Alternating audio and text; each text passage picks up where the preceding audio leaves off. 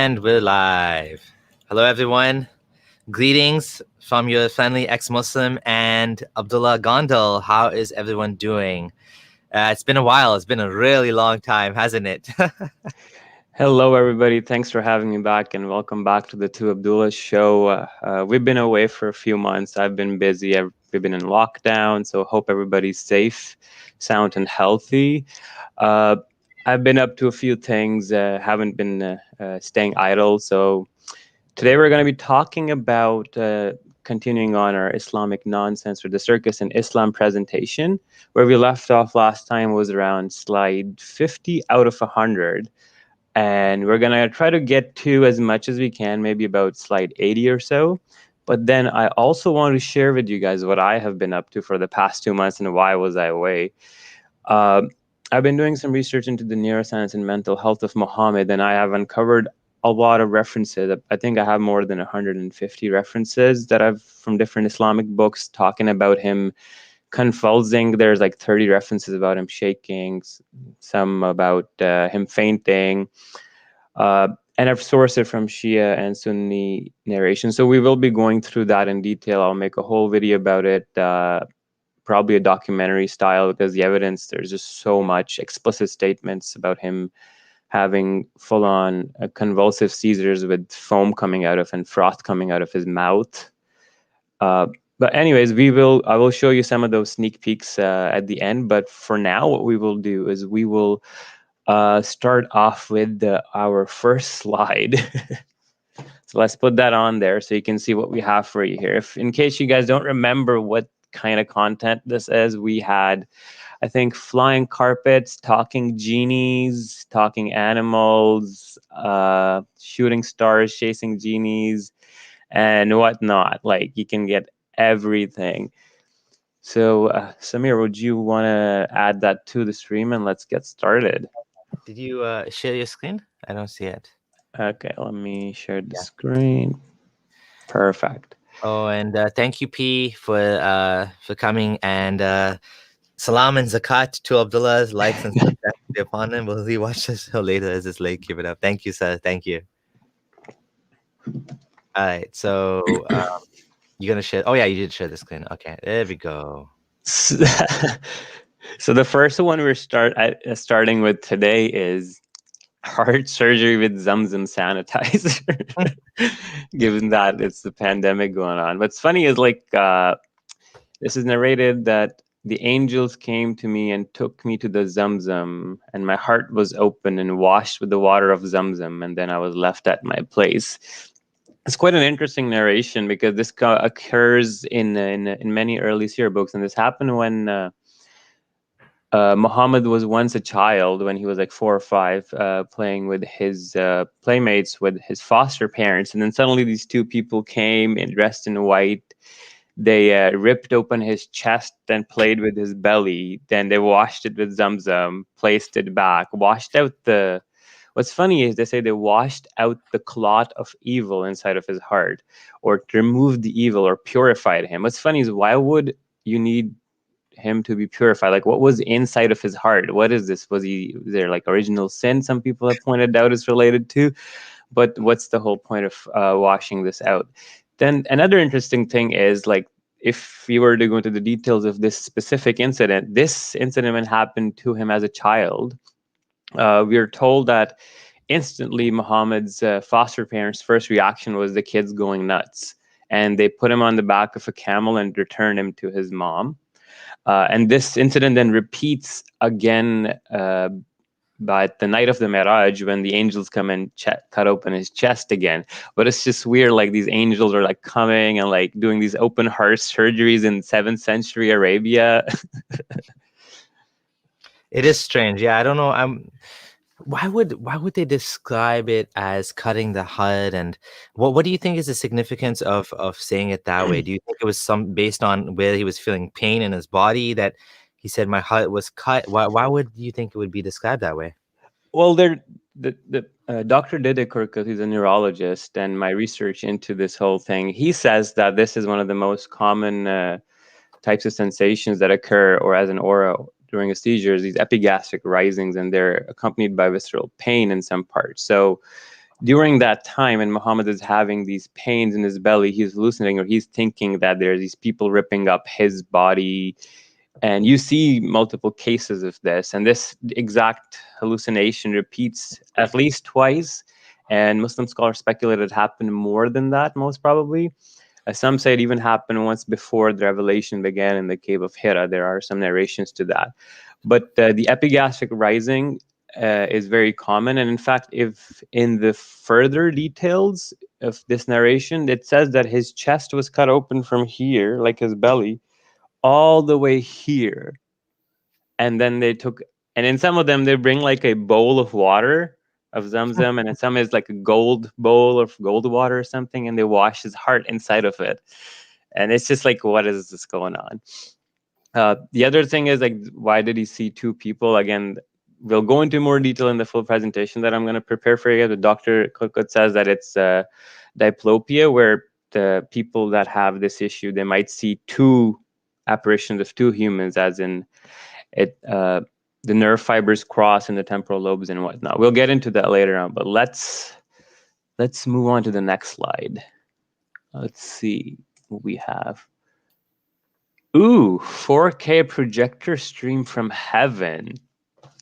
This one's interesting. Here it says, the Prophet led us in prayer and then went up to the pulpit and beckoned with both hands towards the Qibla of the mosque and said, when I started leading you in prayer, I saw the display of paradise and hell on the wall of the mosque. I never saw good and bad as I've seen today. And he repeated the statement 3 times. So that's very interesting. Like, this guy's just praying, Alhamdulillah Rabbil Alameen, and then in front of him, he's this, because the movie's playing where like these guys are being roasted and tortured, or these other people are like playing with hoodies and whatnot, eating pomegranates and. But like, what is this? Like 4K? I don't know. Nowadays it's what, 8K? We got 8K screens, OLED, OLED technology, 244 hertz refresh rate. Yeah, it's interesting. Yeah. But we'll see again and again this thing of repetition of him 3 times. He actually had an issue of repeating everything a few times. We'll save that for later. Let's move on to another one. Let's see what's up next. Abdullah Samir, you love this one. The dung eating genies. This one is just bizarre. Like, this one time Prophet, he's trying to poop and he asks his buddy to bring him something to clean his private parts, but he says, don't bring any bones or animal dung. And eventually he brings that. And then the Prophet said, they are the food of the jinns. And then he goes on to explain this whole story. The delegate of the jinns of the city of Nasibin came to me, and how nice those jinns were, and asked me for the remains of the human food. I invoked Allah for them, that they would never pass by a bone or animal dung, but find food on them. What? Teacher Saab, I have a question. Yes. What was jinns eating before the Muhammad? That's what I would like to know. Jinns been around a long time, since the beginning of creation. Allah created humans, Allah created jinns. Muhammad gave jinns food, but before that, were jinns starving? Poor jinns, they need food too, like... That's a very good, brother asked a very good question, because the jinns are made of a then like, how do they digest? Do they put the food and it just burns up suddenly? Like, how does their digestive system work? So scholars actually say that even though the jinns are made of fire, they're not fire, because Muhammad, he grabbed one of them and he was cool. He said he felt the coolness of the spit. And we're made out of clay, but we're not clay, so. So just because they're made out of fire doesn't mean they are fire. You see, you need to learn the proper Islamic theology. Wait, so that explains why we have to pray before we enter the toilet, because when we take a shit, the genie's gonna come eat it. If we don't pray, it's gonna attack us. It is a good question, though. So just to remind people, we are taking the piss, so to speak. We are joking around, and we're making fun. But why are we doing this? What is the point of making fun? The point is to make, Muslims or anyone that's a believer to reflect and think about, like, one of these things on their own sounds funny, but when you combine all of them together, you have a very dramatic effect, which is you start to realize that there is so much absurdity in the religion. Like, how is it that this could be from God? Like, do you truly believe this entire, like, circus of Islam, as Abdullah Gondal cleverly called it? Like, is it possible that this is from God? And, like, if someone showed you the same thing, but instead of Allah, mentioned a different God. What was it? What's your favorite, the one that you wrote on Facebook? Xenu? Xenu. If Xenu was the one that had poop eating genies, would you laugh at the religion of Xenu, or would you say, damn, I can buy that. Yeah, poop eating genies. Okay. Poop and not just poop, they eat bones too, apparently, right? That is kind of what we're trying to get at. Mhm. Would you agree with that? Anything you want to add to that? Yeah, and I would add, like, for example, if you notice in the Quran, whenever there's descriptions of things that were happening in front of Muhammad or things that he could directly witness, the descriptions the Quran gives are perfectly fine, and they match reality, what we see. But as soon as the Quran tries to speculate about things that are beyond the scope of the humans of that time, let's say, where does the sun go, or what orbits what, or cosmology or science, that's when it starts airing, right? So you also see, like, this idea that the Quran will always get the easily perceived things right, but anything that's hard to describe for the 7th century human, it almost always gets it wrong. And this tells us that it's very human in origin, and it gives us a lot of the knowledge that we expect from the day. Also, for the miracles, That's a very good point. I never thought of saying it like that. The things which are easy to know, or I mean, even those, some of them are probably wrong, but you would expect the Quran to get it right. But the things that Quran shouldn't have known, it doesn't know, or it just gets it totally wrong. mhm. That's a Like, for very example, if the Quran is describing, like, how the trees or the plants come out of the soil after rain falls, or some desert scene, they describe it perfectly fine. But let's say when it comes to what are shooting stars, they're chasing spy genies. You can see, like, where the Quran's, let's say, upper limit of knowledge is. that's a good point. That's a good uh, point. Okay, I'm gonna add it back to the screen. all right, so we finished the genies that eat the dungs. Let's see. Cave boy passed out with dog for 300 years. So this is, like, from Surah Kahf, and this is one of the most weirdest chapters on its own, because the revelation story of this chapter is, like, Muhammad was asked these 3-4 questions by these Jews, I believe, or Ahlul Kitab, and then he said, "Yeah, I'll give you the answer in a few days." And then 2-3 weeks passed, and then nobody Oh, yeah. gave Yeah, any so what happened answers. was the Arab polytheists, apparently, Mhm. according to the story, they wanted to trap Muhammad in a question they wasn't able to answer. So they asked the Jews for some information about some, because they were considered the learned people. And Mhm. so they asked those people, like, what can we ask him that he wouldn't know? And of course, he didn't know the story of Dhul Qarnayn. He actually, like, he couldn't come up with it for many days, right? So they actually got him. And the funny thing is, to me, in this whole story, is the fact that they won. Like, this completely destroys Islam. This surah has so many Mhm. mistakes in it, and the obvious plagiarism from, if, like, the pre-Islamic Arabs, like, we should thank them for asking Muhammad to answer this question. Because of Mhm. this, he exposed himself so badly that the entire thing just fell apart. Yeah, and the funniest thing is that the origins of this story, the Seven Sleepers of Ephesus, or whatever they're called, uh, they're actually regarded as a forged legend. Even according to Christianity, they know it's a false belief. Like, it's not real. The Seven Sleepers of Ephesus. It's Mhm. yeah, and Muslims, well, at that time, Muhammad just kind of copied over and he just put it out with, and he didn't even give thought that, okay, even the Christians consider this forged. And I mean, it's quite a ridiculous story when you think about this. You go to this cave and these guys go to sleep in a cave for 300 some years with their dog who's guarding the entrance of the cave. And it's just completely bizarre. So, and then there's a issue with like how many even were there. So some say there were 3, some say there's 4, 5th being their dog, 5, 6 being their dog, 7, 8th being their dog, and then Allah says, "I am the only one who knows. Nobody knows except a few.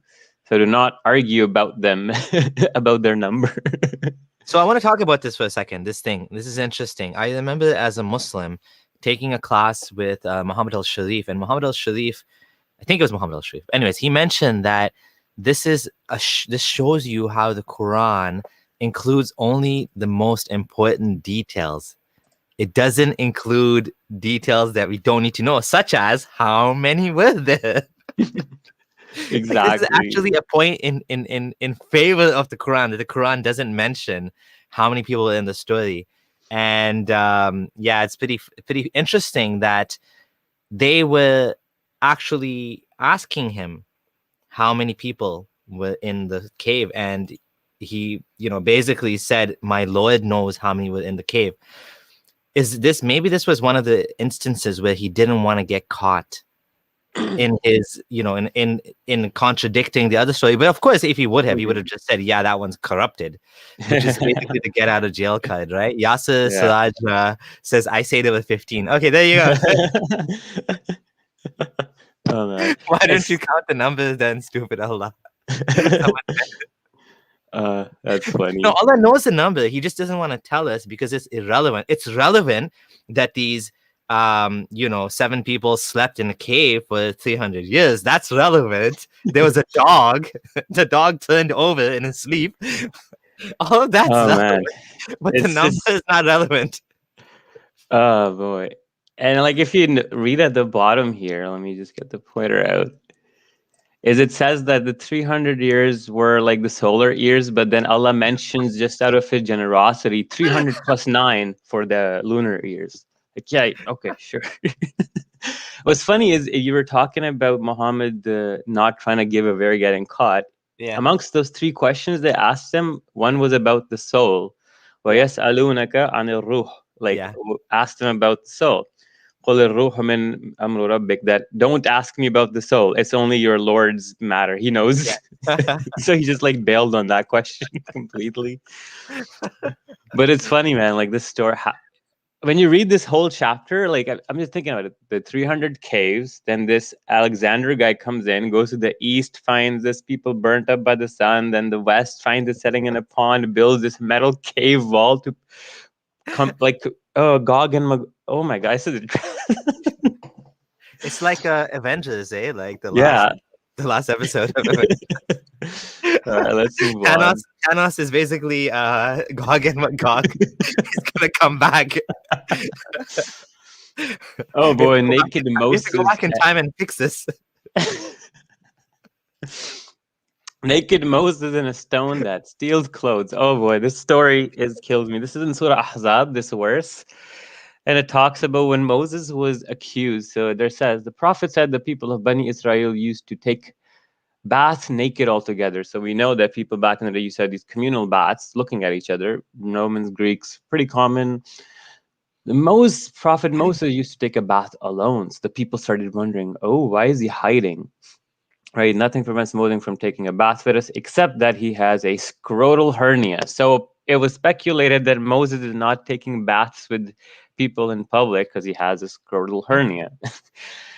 So once Moses went out to take a bath and put his clothes over a stone. So this guy's taking a bath and just tosses his clothes over this rock that's on the side. The stone just ran away with his clothes. Like, what? So Moses is then just running after the stone saying, my clothes, oh stone, my clothes. Till the people of Bani Israel saw Moses running around naked, chasing this rock with his clothes. And then they realize, By Allah, Moses has got no scrotal hernia. His balls are all fine. We were wrong in assuming he had issues with his ball sack. And What's then that Moses called? was What's that called when you go out and you like expose yourself for what's public it nudity.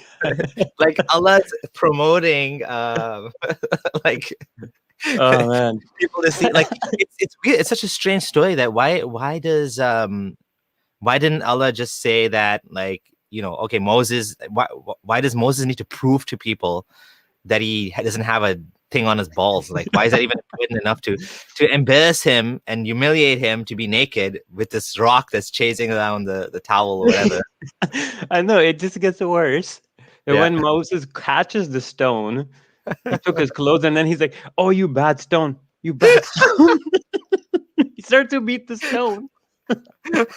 And Abu Huraira is like, "Screw this, I'm going to take it even further. There are still 6 or 7 marks present on the stone from the excessive beating."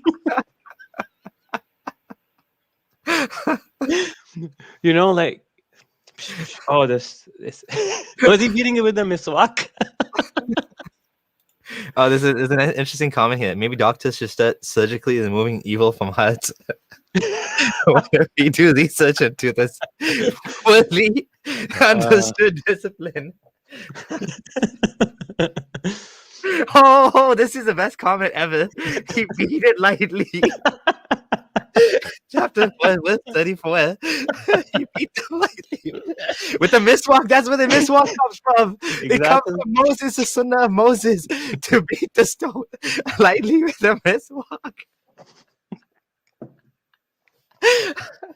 Like, I'm just baffled. Like, who was writing when Bukhari wrote this? What the hell was he thinking, my guy? Like, think about it. I'm just writing a book and I'm going to write about, yeah, Moses had an issue with his balls. Oh, yeah, this one day the rock ran away with his clothes and then he chased it and then he beat the rock up and the people saw his balls were all fine.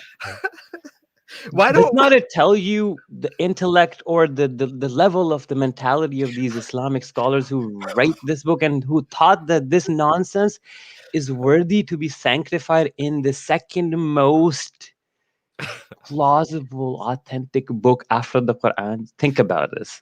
why don't the Muslims make cartoons of these things? These are amazing. Those kids' cartoons? It should be cartoons from Bukhari. Maybe we could start a GoFundMe and get money to make some cartoons for Muslim kids. Muslims can pay us. Oh man. We'll say it as seriously as possible, but we know the kids will be laughing. So it'll be money well spent. Let's go to the next one. Exhibitionism. That's what I was. That's the word I was looking for. Allah is an exhibitionist of Moses. Here, look at my beautiful prophet with no defects in his body. I'll make him run naked in the streets to prove it.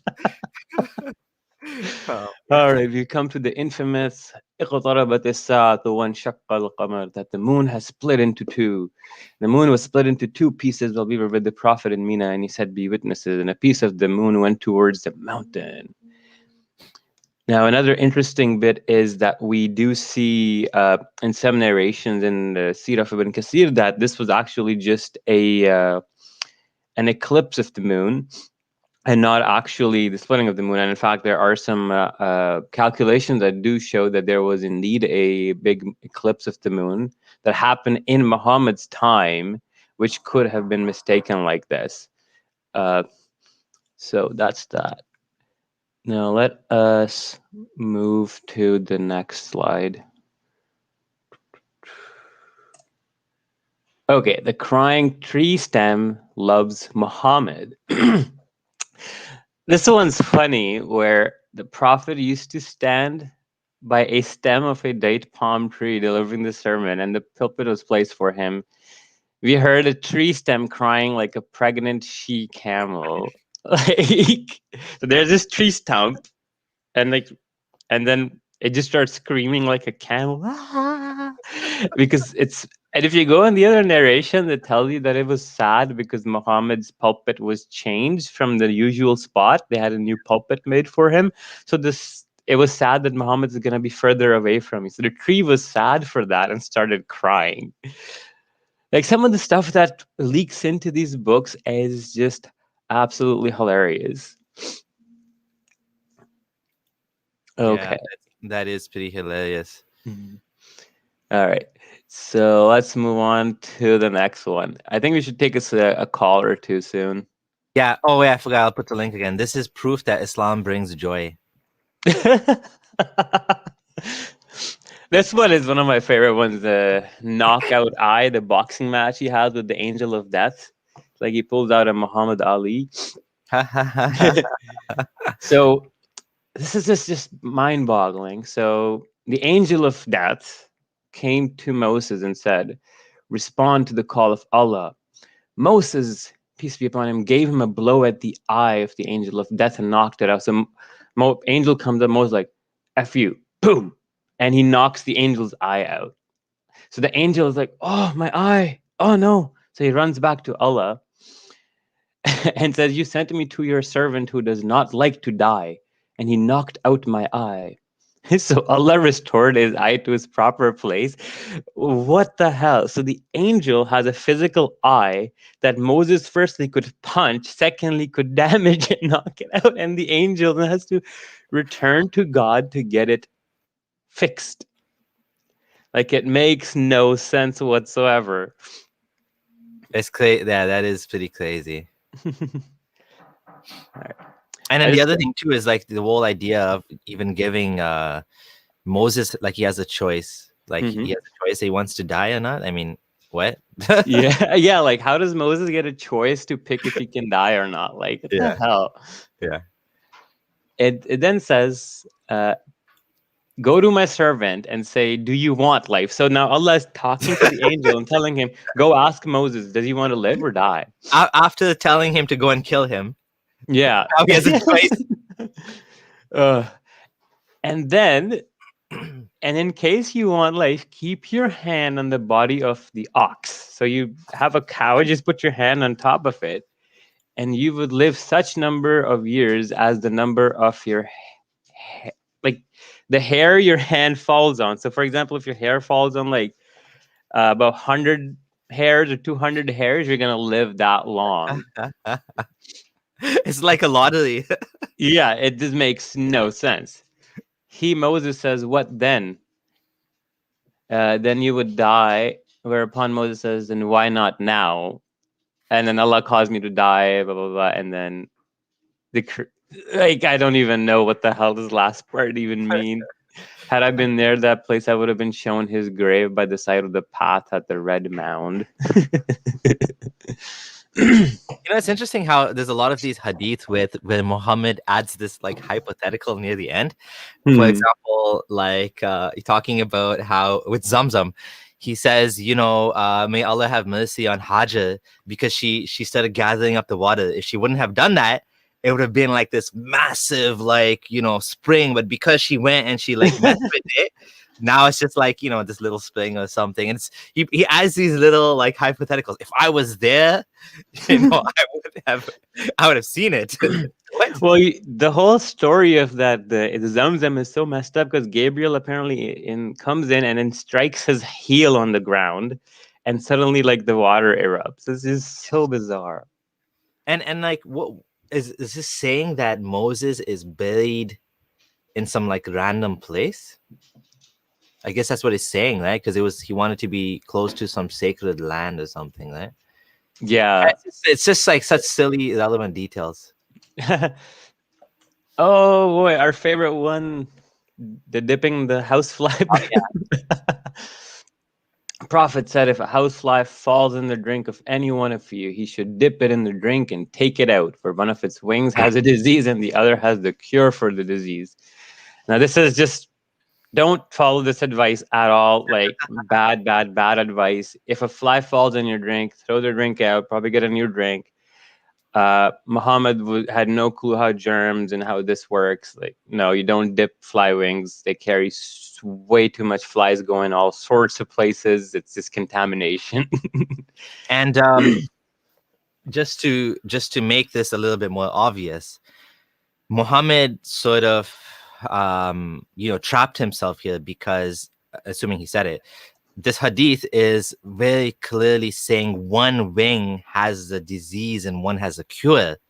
It just doesn't work like that. Like there's no means for like a disease to be on one wing and a cure. Like because I know that there's Muslims now that are saying that fly wings and not house flies, maybe like dragonfly. There's a certain type of fly, I think dragonflies or something. They have antibiotic surface on the wings or something like that. There's some sort of like thing going on in science where there's some wings that are like, but that doesn't mean you eat it. You can't. That isn't like. You know what I mean, there's a if a surface has some sort of like let's say I put rubbing alcohol on my surfaces, I'm not gonna eat that. Like if there's some sort of chemical on the wing of a fly that prevents the disease or whatever, that doesn't mean you swallow it or whatever. And even then, it wouldn't make sense if one of the wing would have it and the other one would. There's no way out of this. Islam just making flies famous again, One of the other funnier things is that a lot of people confuse that there was a study where Muslims cited where the fly's wing did have the antibody, but they don't understand. This is very, very, very important. This happens with the camel urine hadith too, where Muslim scientists have done studies in camel urine and its effect on controlling cancer and whatnot. They have to realize that when they take a sample, they then isolate a compound within the urine, purify and extract it, and then use just that specific purified compound to test on it. So it's the equivalent of me saying that, let's say, okay, human blood has nutrition in it. Well, okay, if I'm taking out, let's say, some specific thing, but if you say, oh, eat human blood, no, or drink human blood, well, I'm going to cause people to have all sorts of bad diseases and whatnot, right? And like cross diseases and bloodborne diseases and whatnot. But the point is that isolating a compound and then using it is vastly different from taking a fly and then dunking it in the thing. Yeah. All right. So let's go. Wait, hold on. Let me read this. This is awesome. Meanwhile, on the Dawah scene, the Prophet had such an understanding of history that he must have been genuine or secretly had the library of Alexandria. It's so true. Man, like his history class. I killed my neighbor's dog by fly housing. Oh my god. All right, let's go to the next one. Yeah. Halal genetics come harder. This is a very famous one where this Jew, Abdullah bin Salam, heard the news of Muhammad's arrival. And he was on a farm. And he said, I will ask you about 3 things which nobody knows, okay, unless he be a prophet. So firstly, how does Abdullah bin Salam himself know these things if he's not a prophet? What the hell? So he knows these things, but apparently only a prophet should know them. Firstly, what is the first portent of the hour? What is the first meal of the people of paradise, and what makes a baby look like it? So these 3 questions to find out if Muhammad's the real prophet or not. It's a good, like you said, how is this falsifiable? Exactly. How would you? Okay, the first meal of the people of paradise is Chinese food.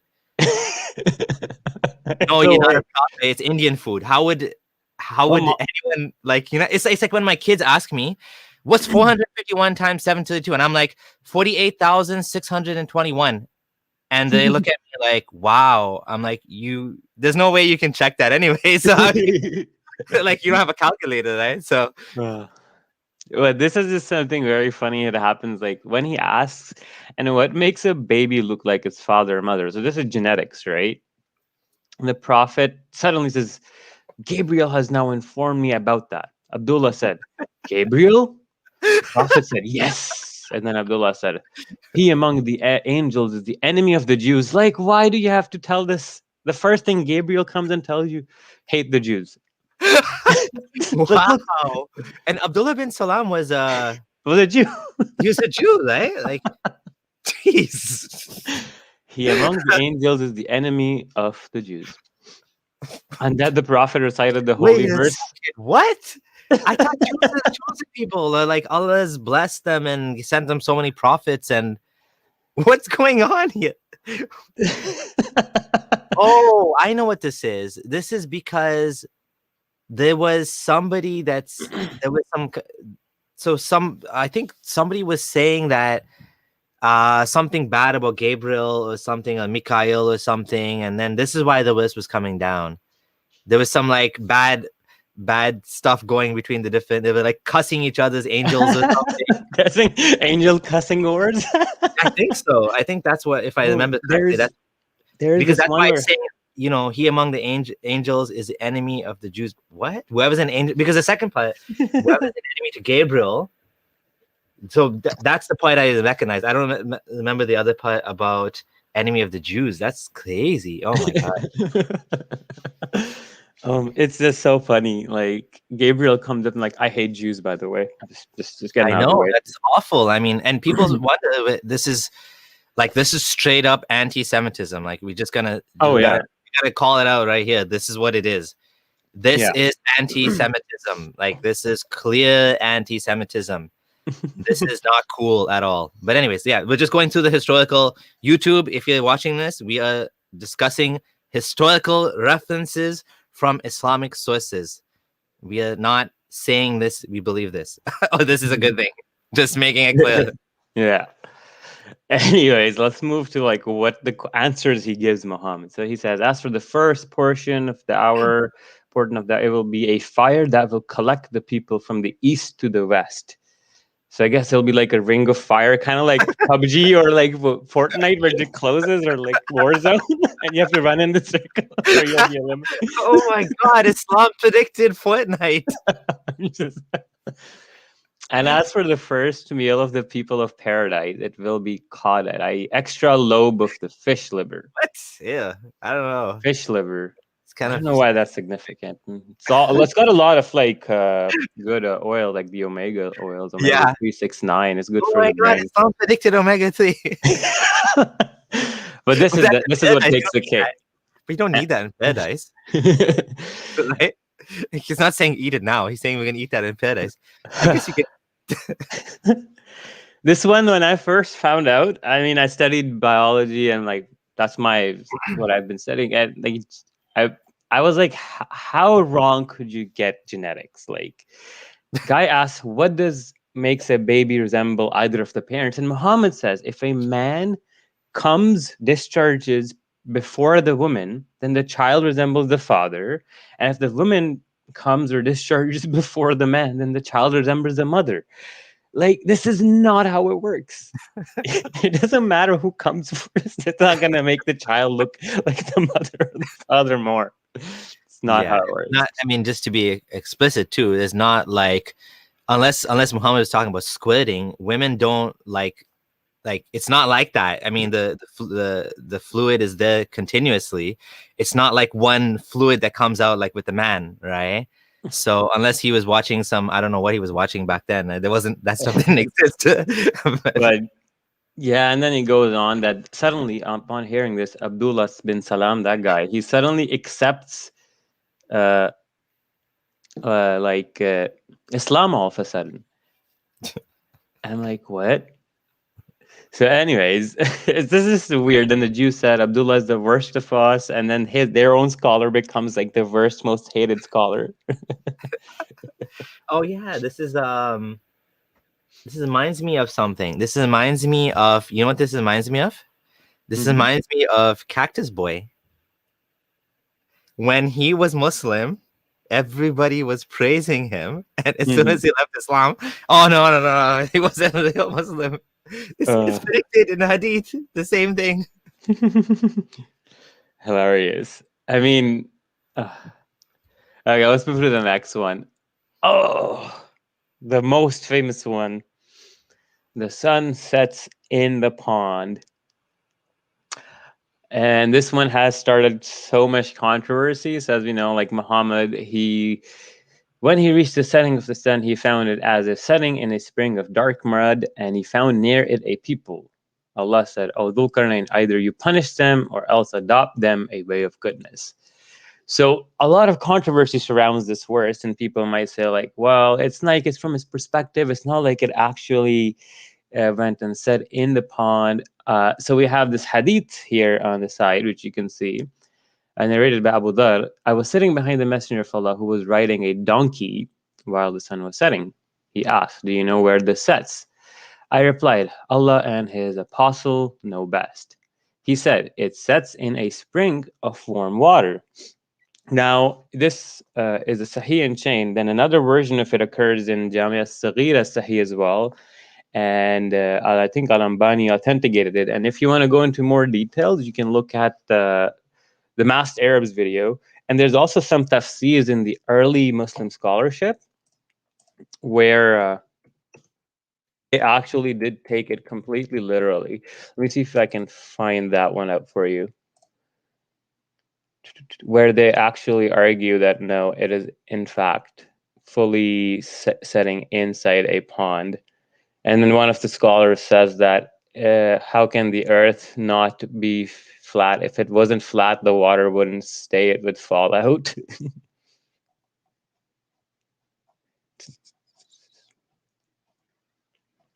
Yeah, I made a whole thread about flat earth.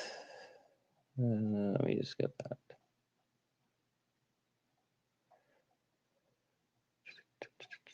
All right, I can't find it right now. I didn't realize I was muted. Sorry. I was going to say this. So it was likely, I mean, it's very obvious that this is what Muhammad believes, but this is what is plausible, that Muhammad believed the earth was flat. There was edges of the earth. And what actually swung me over from thinking as a Muslim that this is one possible interpretation, but obviously the wrong one, to this is the likely interpretation and the wrong one, is the fact that when I looked into it, I realized that this is what the people of the time believed in this area, right? In Arabia. So the fact is that Muhammad probably thought that, most likely, and that's what it seems to say. I mean, what other conclusion are you going to come up with? Oh no, that's not what it means. It means what we think today, which is it's just the way you look at it, or you know, that's just a figure of speech or a metaphor, or it's just an observation, or what. That part of that information that was added to me was what swung me over the edge to actually consider that no, this is not what I thought it was. I don't know if you guys can see, I just opened up my Twitter. I made a long thread about this. So I found a lot of scholars. So when Muslims say that it's a well-known thing that almost all big scholars had agreed, as ijma, that the earth is round, that's actually very far away from the truth. You'll see that I found all these books with the names, the dates of the scholars, when they lived, and the Arabic quotations and with the translation. So Abdul Qahir al-Baghdadi said that he called it bisatan, contrary to the allegations of the philosophers and astrologers who say that the earth is round and not flat. He believed the earth is flat. And then here we have Muhammad al-Andalusi al-Qahtani, 11th century scholar. He says, and the earth in the reckoning of the rightly guided is flat, and their evidence is the truthful and clear Quran. We have Al-Mawardi, and he who spread the earth, which means he spread it so that things may lie flat on it, which is a counter argument against those who claim that it is round like a ball.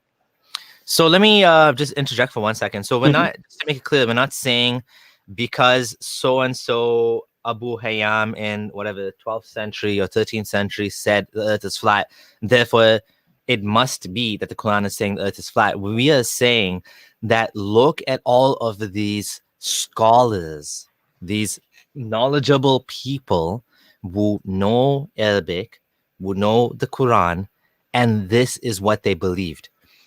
If that is the case, then what does that say about the Quran? Is it clear? And is it possible that this is actually what it's saying? Right? That's what we're saying. I mean, that's a stronger point than just saying, because if you just say that, oh, this because this so-and-so scholar said it, so it must be true. Well, you could just say the scholar is wrong. Okay, but then why are there so many scholars that believe this? Exactly. How is it possible that God's last and final revelation is so ambiguous that you could be so badly misinterpreted by the experts of that subject material? And what's worse is these aren't like old scholars. Look at this scholar. He died in 1890. So he's like in the past 200 years, and he said the earth is flat from the Quran. We see Shawkani, he's very recent too, in the past 300 years. He says the earth is spread out, excellent, and that is a counter argument to those who claim it's like a ball. Like these are people Shawkani is that, pretty famous, yeah, like and he's saying well-known in scholar. his Muhammad Yusuf al-Kafi, another, he died in 1969, and he's saying that the Quran indicates that, it's not like round.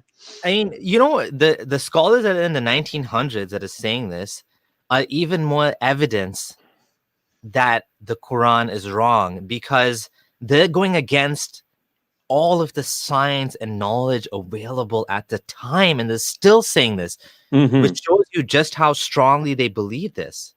Like, we're not talking Exactly. like, and again, these are scholars. We're not just talking some random idiot on Facebook Like that this makes a guy, page. Hey, flat earther. Like, not those type of. These are scholars, man. like These this guys. guy is 20th century. He died in the 1990s, and he said I the mean, earth is flat. pretty much, I think like any knowledgeable Muslim knows Shawkani. Like, these are not just like obscure names. I mean, some of them I don't know, but some of them are pretty mainstream names. And this is the one I wanted to show you. Ibn al-Aqshid, presumably he's a 10th century scholar. His opinion was recorded about this verse, and it says, this, of course, can only happen on a flat earth. It does set it exactly as the Quran says. So this guy literally took what the Quran says as true. He said, no, it actually sits in a pond, as we confirmed from the narrations earlier. Even Ibn Mujahid, huge scholar. Ibn Mujahid, the same guy, the 7 ahruf guy, very famous. We've been talking about his name recently. He says the opinion that the earth is round is a false one. But believing that it's flat is the obvious meaning taken from the Book of Allah, which there is no falsehood. Mujahid is a huge scholar too. Yep. He says if the earth were round, then the water would not lie still. Here we have Ibn Abbas trying to say that there are 7 layers of flat earths above each other. Here's Imam Jafar Sadiq, and they keep talking about the veil carrying the earth. So Imam Jafar Sadiq is one of the Shia imams, and he's also considered a Sunni scholar as well, right? Yeah. Jalaluddin as-Suyuti, huge scholar of the Quran, wrote the whole Itqan fil Ulum al-Quran, huge guy. Also wrote Tafsir al-Jalalain, in which he mentions that explicitly that he believes, and most people of the revealed law believe, that the earth is flat, not round. Ibn Atiyah, again, another guy who says 88:20, or something, that again, it's flat. Abdullah al-Qurtubi, again, says flat. And they're actually arguing and giving verses countering that. And Jazai Fakhruddin al-Razi even said that it's, oh my God, okay, damn it. And we have the veil and whatnot. But this is what I wanted to show you as well. The hadith about Taghrubu fi aynin hamiyah, the sun literally sets in a pond of warm water, has authentic and Sayyid Jami as-Saghir. So, kind of digressed a little bit there. Well, let's get back to the thing. But that was pretty cool, though, seeing how many scholars like just say it's explicitly just flat. Like, it's not a slam dunk case. Yeah, we know that there's a few like Ibn Taymiyyah, Ibn Hazm that said it, but you can't claim a consensus on this issue, because I showed you like 20 scholars kind of challenging that. Yeah, this would make a great YouTube video. It's just showing that the greatest and the best minds couldn't figure out, or couldn't even agree on what the Quran is saying about something as obvious as the shape of the earth. Something that people before Islam knew. Before Islam, they knew. They were coming up with information and knowledge about the shape of the earth. Yet Muhammad, in the backwaters of Arabia, obviously didn't know. So we would be amazed if he did know. We would be impressed to some extent. We would say at least he got that right. But even that he didn't get right. Even that's wrong. Oh yeah, you got your slides ready. Okay, let me just show you. Marley, go away. My black Satan Dougie is here. The black genie. Okay, Marley, go. Oh yeah, your dog is Marley. Yeah. And My cat is Marlo.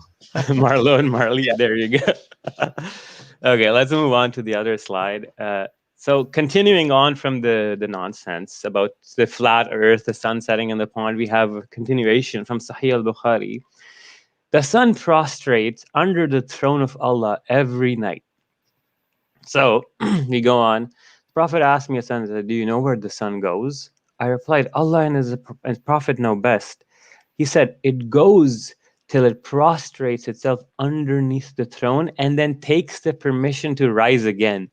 And it is permitted, and then a time will come when it will be about to prostrate itself, but its prostration will not be accepted. And it will ask permission to go on its course, but it will not be permitted. But it will be ordered to return whence it's come. And then it says, وَالشَّمْسُ تَجْرِي لِمُسْتَقَرٍّ لَهَا. That's the tafsir of the verse, where it says that the sun literally goes underneath the throne of Allah, goes do sajda, and then ask Allah, can I rise again? And then Allah like, okay, go.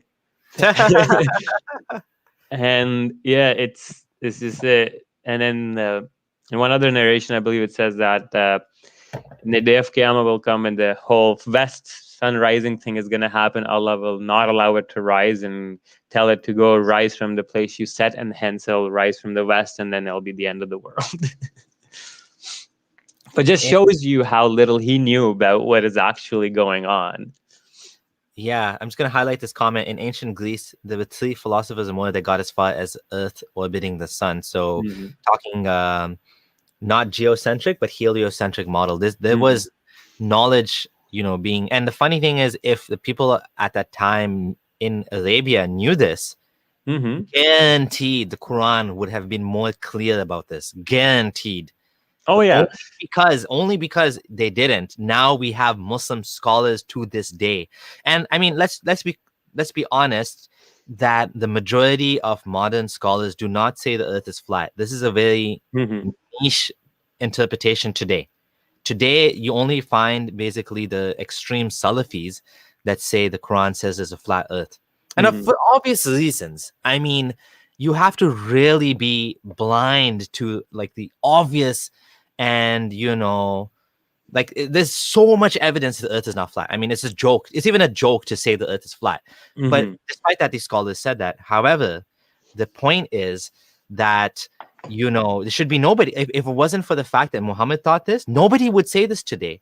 Like nobody. No Muslim scholar would ever say that. They're only saying this because of the book. That's the only reason. The same way that you have these like really...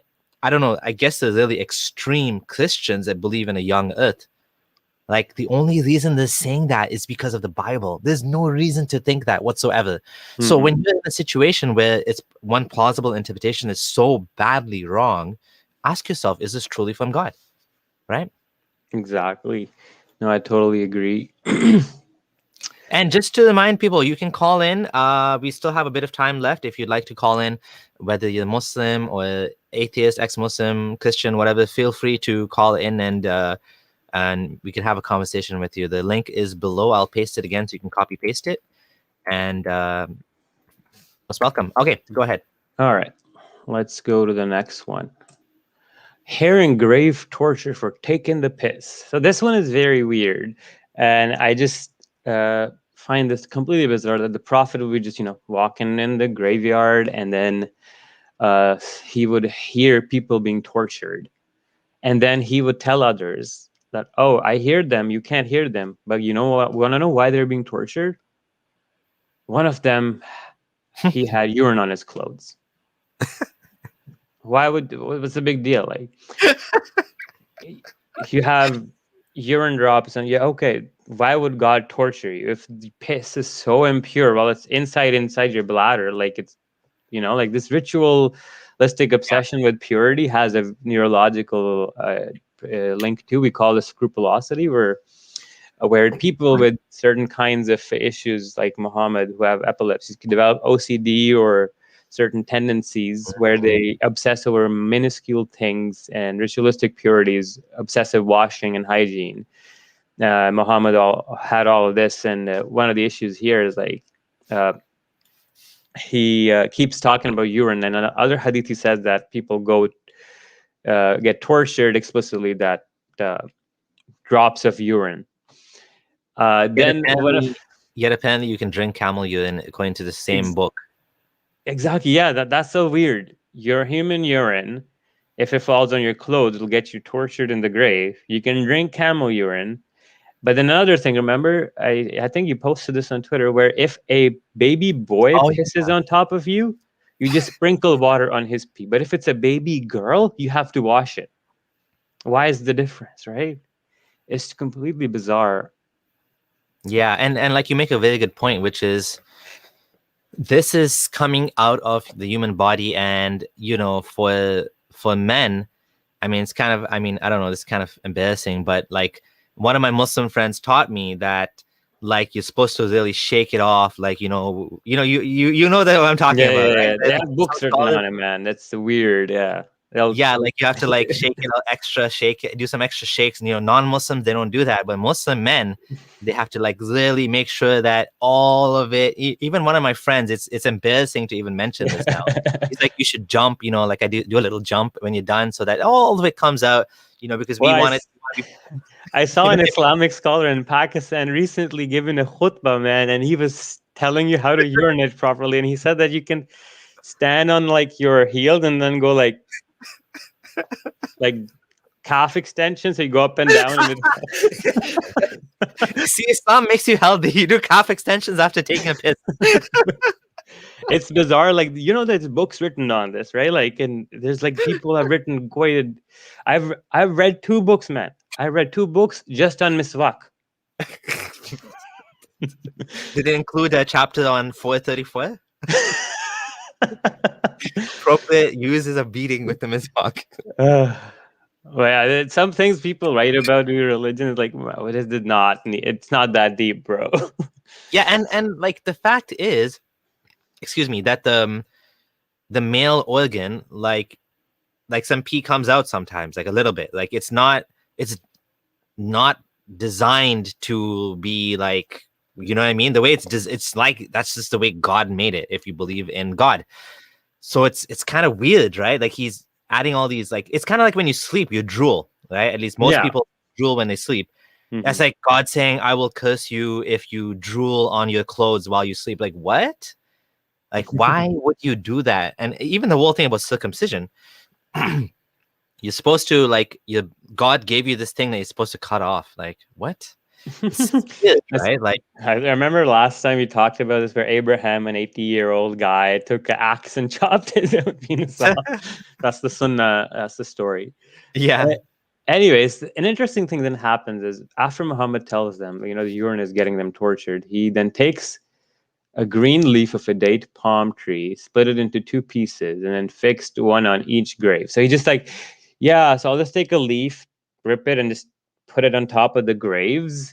And then why have you done so? That people are like, what the hell are you doing, man? Like, first you tell me you hear dead people being tortured, then you say they're being tortured for taking the piss, and then you're putting leaves on their graves to lessen their punishment till the leaf becomes dry. What the hell is this? One more thing before we take the call. Mm-hmm. Sorry, finish what you're saying, and then I want to add one thing. Is like, how does this make any sense? I hope that their punishment may be lessened till the leaf becomes dry. How does putting a leaf on top of a grave, on top of a person's grave who's being tortured for leaking urine, help his torture being lessened? Like, what's the thought process going on here? It's completely delusional. That's a great point. Like, God designed men to be leaky, then he tortures them for not doing extra careful shaking, shaky. Then the leaf or the stick or whatever is supposed to undo. So Muhammad is undoing God's torture for his faulty design. Like, what? It's like a self-referencing stupidity circle. Yeah. One more thing I wanted to add, which was, you mentioned this before, but like, do you not see like this obvious obsession with torture and punishment, like seeing in the mosque, seeing people being tortured, walking by graves, thinking people are tortured? Where is this coming from? Exactly. Like, there's this whole thing where I'll talk about this, is the Quran is obsessed and pivoted at this thing of like psychotic, like sadistic torture where, chains, hooks, boiling oil, boiling water, thorny plants, everything, whatnot, and constantly threatening people with being roasted in hell. And then it doesn't end just, okay, torture in hell, okay, no. You get tortured in your grave too, man. Like it's getting a little enough for what? For piss. But anyways, it's just a weird thing that it also comes from a perspective of like his mental health and why this happens. But that we will discuss in our later stream. Let's Okay. take. You want to take a caller? There's Yeah, sure. One Dawah is on the stream. Hello. Hi. Ahlan. Ahlan. Hey, how's it going? My question is actually to both of you. By the way, are you the One Dawah that's on Twitter? Yes, that's me. Okay, Hey, so how's it you're going? Salam, man. So my question is actually, why are you guys not open for debates? Like, oh my God. issued, like, for example, Gondal, I arranged like a debate with you, but you suddenly blocked me, and the same thing goes for Abdullah Samir. Yeah. Like, I'll are you answer. guys afraid of debates of Okay. what is it exactly? I'll take this question. I thought you'd actually have an actual question regarding the content, but No, it is actually because it okay, is like in regards to I'll answer your a question. debate. Like So, I'm trying to I'll be answer like your civil as question. possible. Okay. I'll answer your question. The reason why I don't want to talk to you specifically is because you're obnoxious, and I don't like the way you engage and the way you attack. What do you mean? Can you tell me what you mean with if you really want, I can. Okay, so just to be clear, everyone has the right to decide who they want to talk to and who they want to engage with. Fareed blocked me. Ali Dawah blocked me.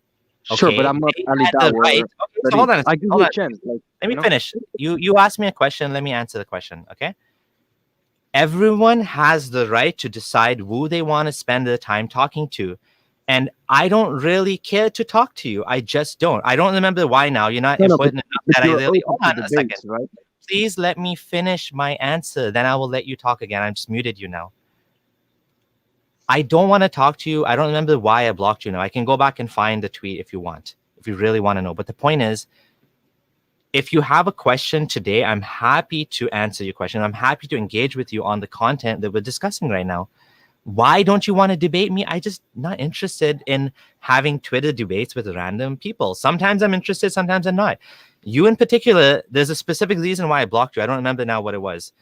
But that doesn't matter because I have the right to say no if I don't want to. Now, if you have an actual topic question, we'll be happy to discuss that with you. Now, Abdullah Gondal, do you want to answer him before I unmute him? Yeah, just to tell him that he says that we're scared of debates. That's totally wrong. We both have talked to people way above his pay grade and his qualifications. In fact, I've had a long discussion with a PhD from, I think it was Columbia University, Dr. Hassan Azad in Islamic Studies. I've talked to Mufti Abu Layth as well. I've talked to the director of Ask a Muslim in Canada, Omar Abdul Fattah. We actually talked to a very learned anonymous Muslim as well, named Shaheen Ahmed.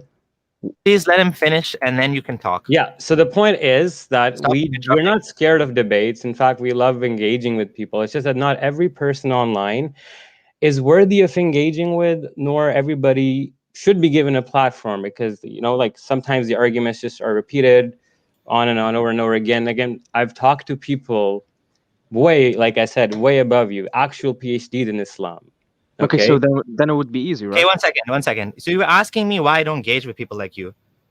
There you go. Look at this shit. Like, should I engage with someone like you who does stuff like this?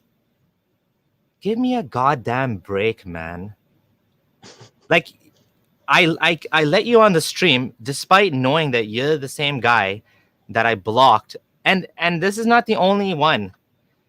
There's other pathetic tweets from Abdullah you. Samir, listen, you compared Muhammad sallallahu alaihi wasallam with George Floyd. Remember, you said can't breathe.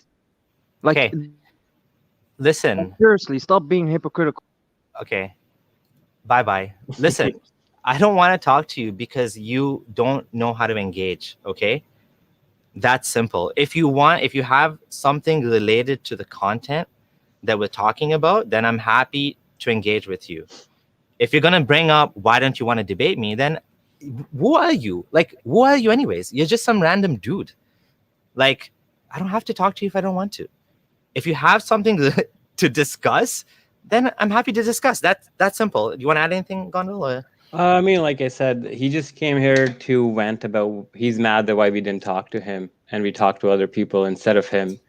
And that's pretty clear to me. And like you said, like he said that you weren't a Muslim to begin with. I don't know if I think him and his buddies have at times floated the idea that I was a Qadiani, I wasn't a Muslim, true Muslim, Ahmadi. Some say I was Shia. Like there have been issues like this, right?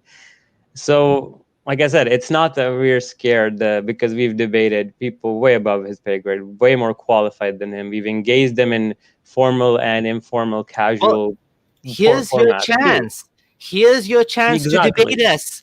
And what do? He's Why ranting. don't you debate me? Why are you running up? Okay, there's 153 people here watching, and instead of actually debating, what do? You're freaking grandstanding.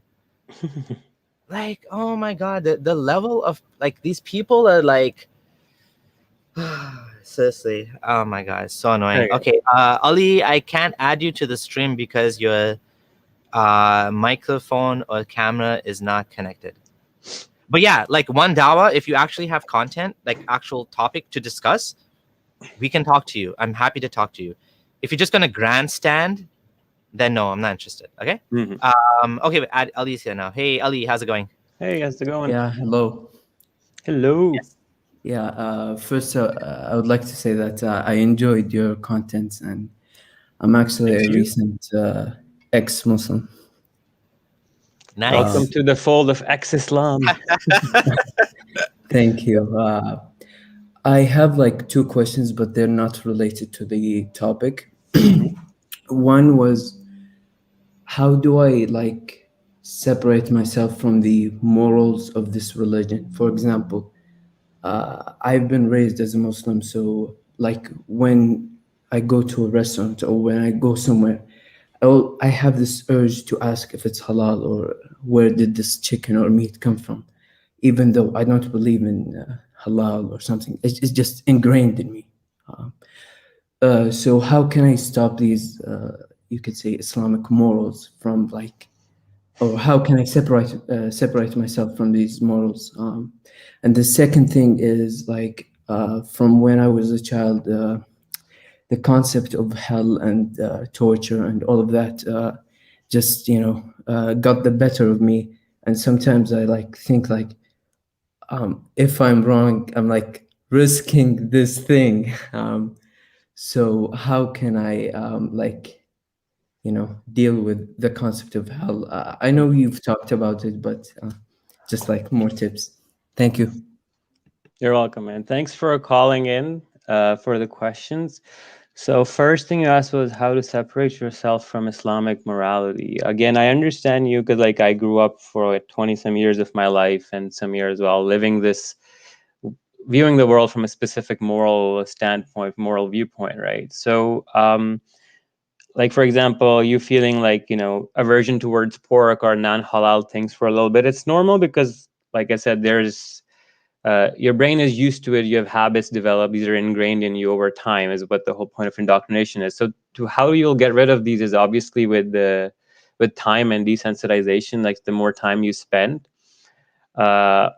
outside the fold of Islam, and slowly you'll get more used to these things and you'll hang out with people. Again, it's going to take time because, like you said, it gets ingrained and it becomes habit, right? Secondly, for hell and torture, like it's unfortunate to say, but hell and torture is very, very dark. It can affect people in ways they don't even understand. The whole idea of using fear and torture is to coerce you or scare you into obedience, right? And again, you have to keep reminding yourself that, this isn't real. But for me, I remember my grandfather telling me that even when I was a Muslim, don't fixate on the descriptions of hell or you will go crazy.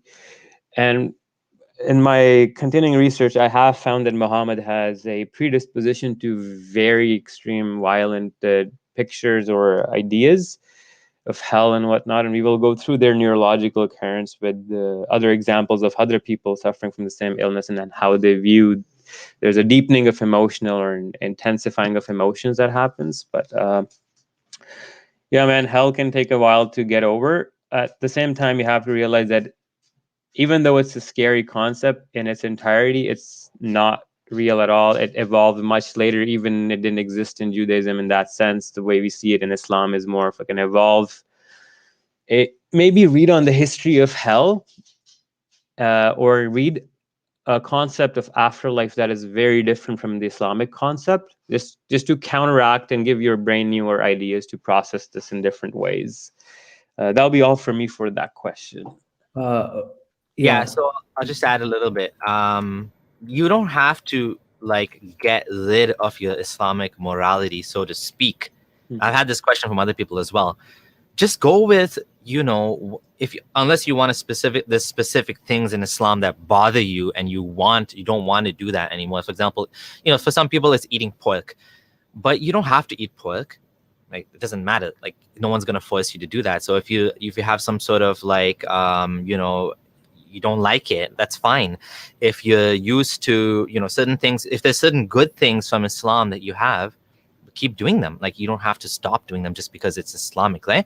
And I know that's not what you mean, but just in case, just keep that in mind. Just go with the flow, take your time, and things will change. It just takes time, literally. Like, give it time, and after some time you'll find that you'll feel comfortable with some of the things that you weren't comfortable with. Maybe for example, if it's interacting with the opposite sex, you were never used to that. You were always kept away from, talking to women, for example. But you can get comfortable. You can learn how to make friends. You can learn how to make more non-Muslim friends, stuff like that. So yeah, just give it time. Does that answer your question? Yeah, I have a third question, if you don't have a problem. It's about death and that. Now I know certainly, or to I believe that there's no afterlife. Like, when I die, it's just the end. It's the absolute end. And it's kind of depressing. And sometimes I think to myself, Islam maybe is ridiculous and bad and all that, but at least kind of gave me some hope, because the concept of death and coping with death, and I'm going to end, I'm not going to go somewhere. It's just the end. This is my only chance at life. So what's your thoughts on the concept of death and the concept of basically this is the only chance you have, basically? So one of the ways I view it, as I ask them, think about the billions of years you were not alive and the universe existed without you and there was no issues, and did it bother you? So I asked them to think like this, and then think about this. Well, it would be the same. You will return to the same condition you were before you were born, i.e. not existing in a sense. Secondly, I do also find death as in a certain way comforting, because you also realize that, okay, there is only limited joy and limited suffering. Not everybody has to suffer forever, and that's how I feel about it. For me, for purpose and hope, again, I feel like as time goes on with me personally, you see the world and life in a much more different, fuller perspective. And I feel like it's more than just having the will to live on. Rather, sometimes it can be beautiful that you have a limited amount of time and you can make the most of it, right? So I don't know. It's a deeper discussion. I mean, there's a good book written on consciousness by Sam Harris's wife, if you want to read it. It's a very thin little book. She talks about it briefly as well. But yeah, I mean, you can always adopt other spiritual ideas, let's say get into meditation. That really helps. But yeah, that would be my advice. If you have anything else, let me know. Yeah, I would just say what you said is so true, and there is a certain beauty in, in a way, when I stopped believing in the hereafter, in a kind of shocking way, I suddenly felt that life is more precious. It's kind of bizarre. Like you don't expect that conclusion, but in a way, you suddenly realize, oh shit, this sunrise is so fucking beautiful, because there's only so many more sunrises I'm gonna have. It's not like life is gonna go on forever and ever and hereafter. So you actually tend to appreciate every moment a lot more. It's all the way you look at things, you know. And I think, yeah, Abdullah Gondal, he just nailed it. I don't think there's much to add to it, but I might make an unorthodox recommendation, which is try shrooms. You might find it to, depending on your mental state, and if you're okay with that, and you're not gonna make sure the setting is good for you, you might find it resets your brain in a way that makes things more. What did you say? What is that? Shrooms, mushrooms, psilocybin. Again, we're not trying to encourage like drug use and something. We're just giving perspectives that some people and some researchers have for depression and whatnot. Yeah, you have to obviously, look at your mental state and whether you're prone to any sort of, instability of your mind. But if not, there's a lot of evidence that shows that psilocybin can have a very positive effect on your well-being, especially if you're having depression or anything like that. Obviously, there's no medical grade psilocybin you can get in America just yet, or Canada, or most of the world. In Netherlands, it's legal, so you can actually buy it and try it. But I have myself tried it once, and it was quite a positive experience. So that's something I can recommend. Maybe you can try one day, and you might have just make sure that you're in a safe place, that your surroundings, you feel comfortable, that you know what you're doing, and you're getting, you're not like, anyways, look into it. That's all I'm going to say. That's one thing you can possibly look into. And for me, it was quite a positive experience. So most people, it's when they do a survey on the experience taking shrooms or LSD, I haven't tried LSD, they rate it as one of the most meaningful experiences of their life. It's a very powerful, it can be a very, very powerful experience. So it's something you can try. Just throwing it out there. And thanks for your call. We have other people waiting, so I have to let you go. Thank you very much. I appreciate it. Thanks for calling, man. Take care. Bye. Hey, Jalal, how's it going? Hello? Hello. Yeah. Sorry, brother. I'm literally... give me 10 minutes. I'll be right back if that's okay. Sounds good. I'll take someone else. Foji, hey. Foji soldier. Foji cereal. yeah. Ex Foji. Yes, that is correct. How's it going? Ex Foji serial, long time sufferer of this cult called Islam from Pakistan, and long time atheist. Probably teenish kind of thing when it all kicked in. So brief. I'll try and keep it brief and simple. I heard something like a week back, and it just reaffirmed what I've believed all my life. I'm probably double the age of you guys. If there is an omnipotent God, all-powerful God, especially in our case from Pakistan, I think Samir is also from Pakistan, right? Like the roots. Oh, you're not. Okay. India, probably. Yeah, India. Yeah, because I only probably because I was in. So my great grandparents immigrated from India to Kenya, from the Gujarat. Okay. Right. Okay. Now I get the lineage, the historical background. Okay. So, anyways, if there is an omnipotent God, all-powerful Allah, for that matter, can he create a rock that he himself cannot lift? I see Gondal smiling. He knows where this is going. Exactly. Do you want me to answer or give my thoughts on that question? Yes. So yes. It's kind of a logical loophole. So if God is all powerful, he should be able to do everything and anything. But then can he create a rock that he can't lift, which a lot of theists would tell you that the question itself or the demand itself is logically inconsistent, because then that would violate God's own omnipotence, where he could not lift the rock, therefore he isn't all powerful. But then other people say that this whole question demonstrates that all powerful or these maximally great traits just cannot exist in reality, because there's what entails from these maximally perfection of these traits, like all powerful, all knowing, is they're inherently contradictory and illogical in the way they're made, where a being with these kind of traits cannot exist in any logical substantiated way. When this again is like justice and mercy comes in, torture and love comes in, they'll always conflict, because these traits are in fact an amalgamation of our human experiences, which we are projecting onto God, right? So it's like if God can create a stone that he cannot lift, well, then that says that he's not omnipotent. But then if he can't create the stone that he can't lift, then he's again not omnipotent. So this is the whole premise of the question, right? And then the theist would say, oh, well, the whole point is God's omnipotent, therefore he can never violate his own omnipotence. But what's fundamental here is you're holding something else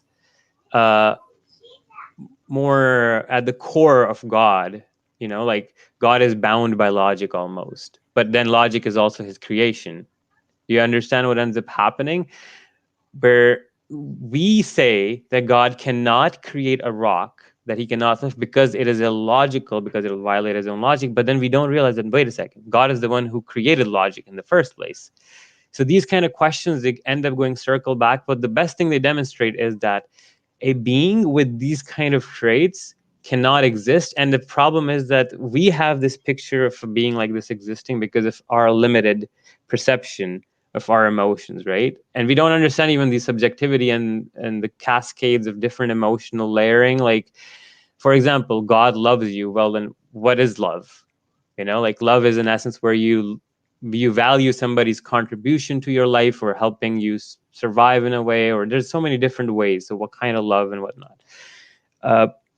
But yeah, that's like, it's a kind of a similar question where if God knows everything, like he's omniscient, then what's the point of testing us, right? What's the point of doing anything at all if he knows everything that's going to happen? If, for example, if God knows everything that's going to happen, then why does he blame Satan for going astray when God already knew that he put it in? In fact, there's hadith where it said that Moses and what was it, Abraham were arguing, or no, Adam were arguing, and Adam says, don't blame me for sinning and eating the fruit or whatever. God had written that in my decree, right? So it creates like a tautology where you're chasing the tail. That's my few thoughts on the question.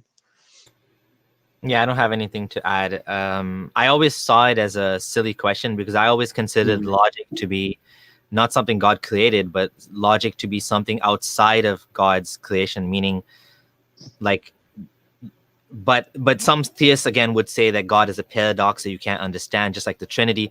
I kind of like relating it to the Trinity and saying, well, why is Muslims love to say the Trinity is illogical, but then why is it illogical? Why can't God come down as a man? I think that's a better question. I think that's a better, not can God create a rock you can't lift? Why can't God come down as a man? He could. Yeah. If he's God, he could come down as a man. You can't say God can't come down as a man because it will make him less than God. No, it wouldn't. He can do whatever he wants, right? So that I think is a better question, because then that exposes Muslims to thinking about whether, you know, they're just outright, you know, oh, why does it have to be one God and not multiple? That doesn't have to be one God. It doesn't have to be necessarily. We're just making up words and things here. So yeah, that's all I have. I don't have much to say on this, to be honest. Thank you for your call, Foji. We do have other anything. I have a follow-up if you okay, if you can make it quick. Yeah. Same thing. I think Gondal was going in the right direction, but they kind of veered off in a different tangent at the end. So can I, for argument's sake, can I say that my thought process is better than Allah's process? Because nowhere Allah says, you know, that, you know, 1400 or 1200 years down the road, some moron would wake up one day and say, and come up with this statement that is, if there is an omnipotent God, Allah, and can he create a rock that he himself cannot lift? He would have been able to see in the future. He would have been able to say somewhere in the magical book of Quran that here's the answer. And I don't find that anywhere. What I'm trying to say is that, can I quantify this to say that my thought process is better than Allah's thought process? Your mic. I don't think that, to be honest, these are the best arguments against Islam or God in general, because so what you just said about smarter than God kind of idea, it does kind of make sense what you're saying, because a lot of the theology of Islam and Christianity came up after, over the hundreds and hundreds of years after Islam. You have, Ghazali and these people who responded to philosophy, and they basically built on the theology and the aqidah that was very primitive, because you have when you have certain very basic aqidah that just very illogical, for example, God coming down to lowest heaven, if you take it literally, it leads to all sorts of irrational contradictions. For example, if God's coming down, then shouldn't he always be down? Because the sun, night, it's always night somewhere in the world. So the hadith that says he comes down, well, he can't really come down, he has to be down. So then you had the aqidah, you had a Ash'ari thought that said you can't take this literally. This is just God's coming down with his, he's not actually coming down. God doesn't move. He doesn't have a body. He's not located in time and space. So a lot of this theology was built up over the years after Islam, after Islam's prophet just made dumb statements, in my opinion. So I guess you could say in a different way, that we are solving the holes in the religion. Like human beings are patching the holes everywhere they find them. But I don't think it's really fair to say that, I had this specific question and God didn't answer my specific question, so therefore Islam is false. You know what I mean? I think that's kind of silly to say that, and I don't think that's a good argument. But if you say it a different way, like there are problems in the theology and we humans had to fix them, then I would agree with you. Okay, good stuff. Carry on, guys.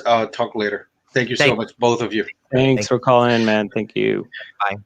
Bye. Jalal, hey. Hey, Jalal. Hello.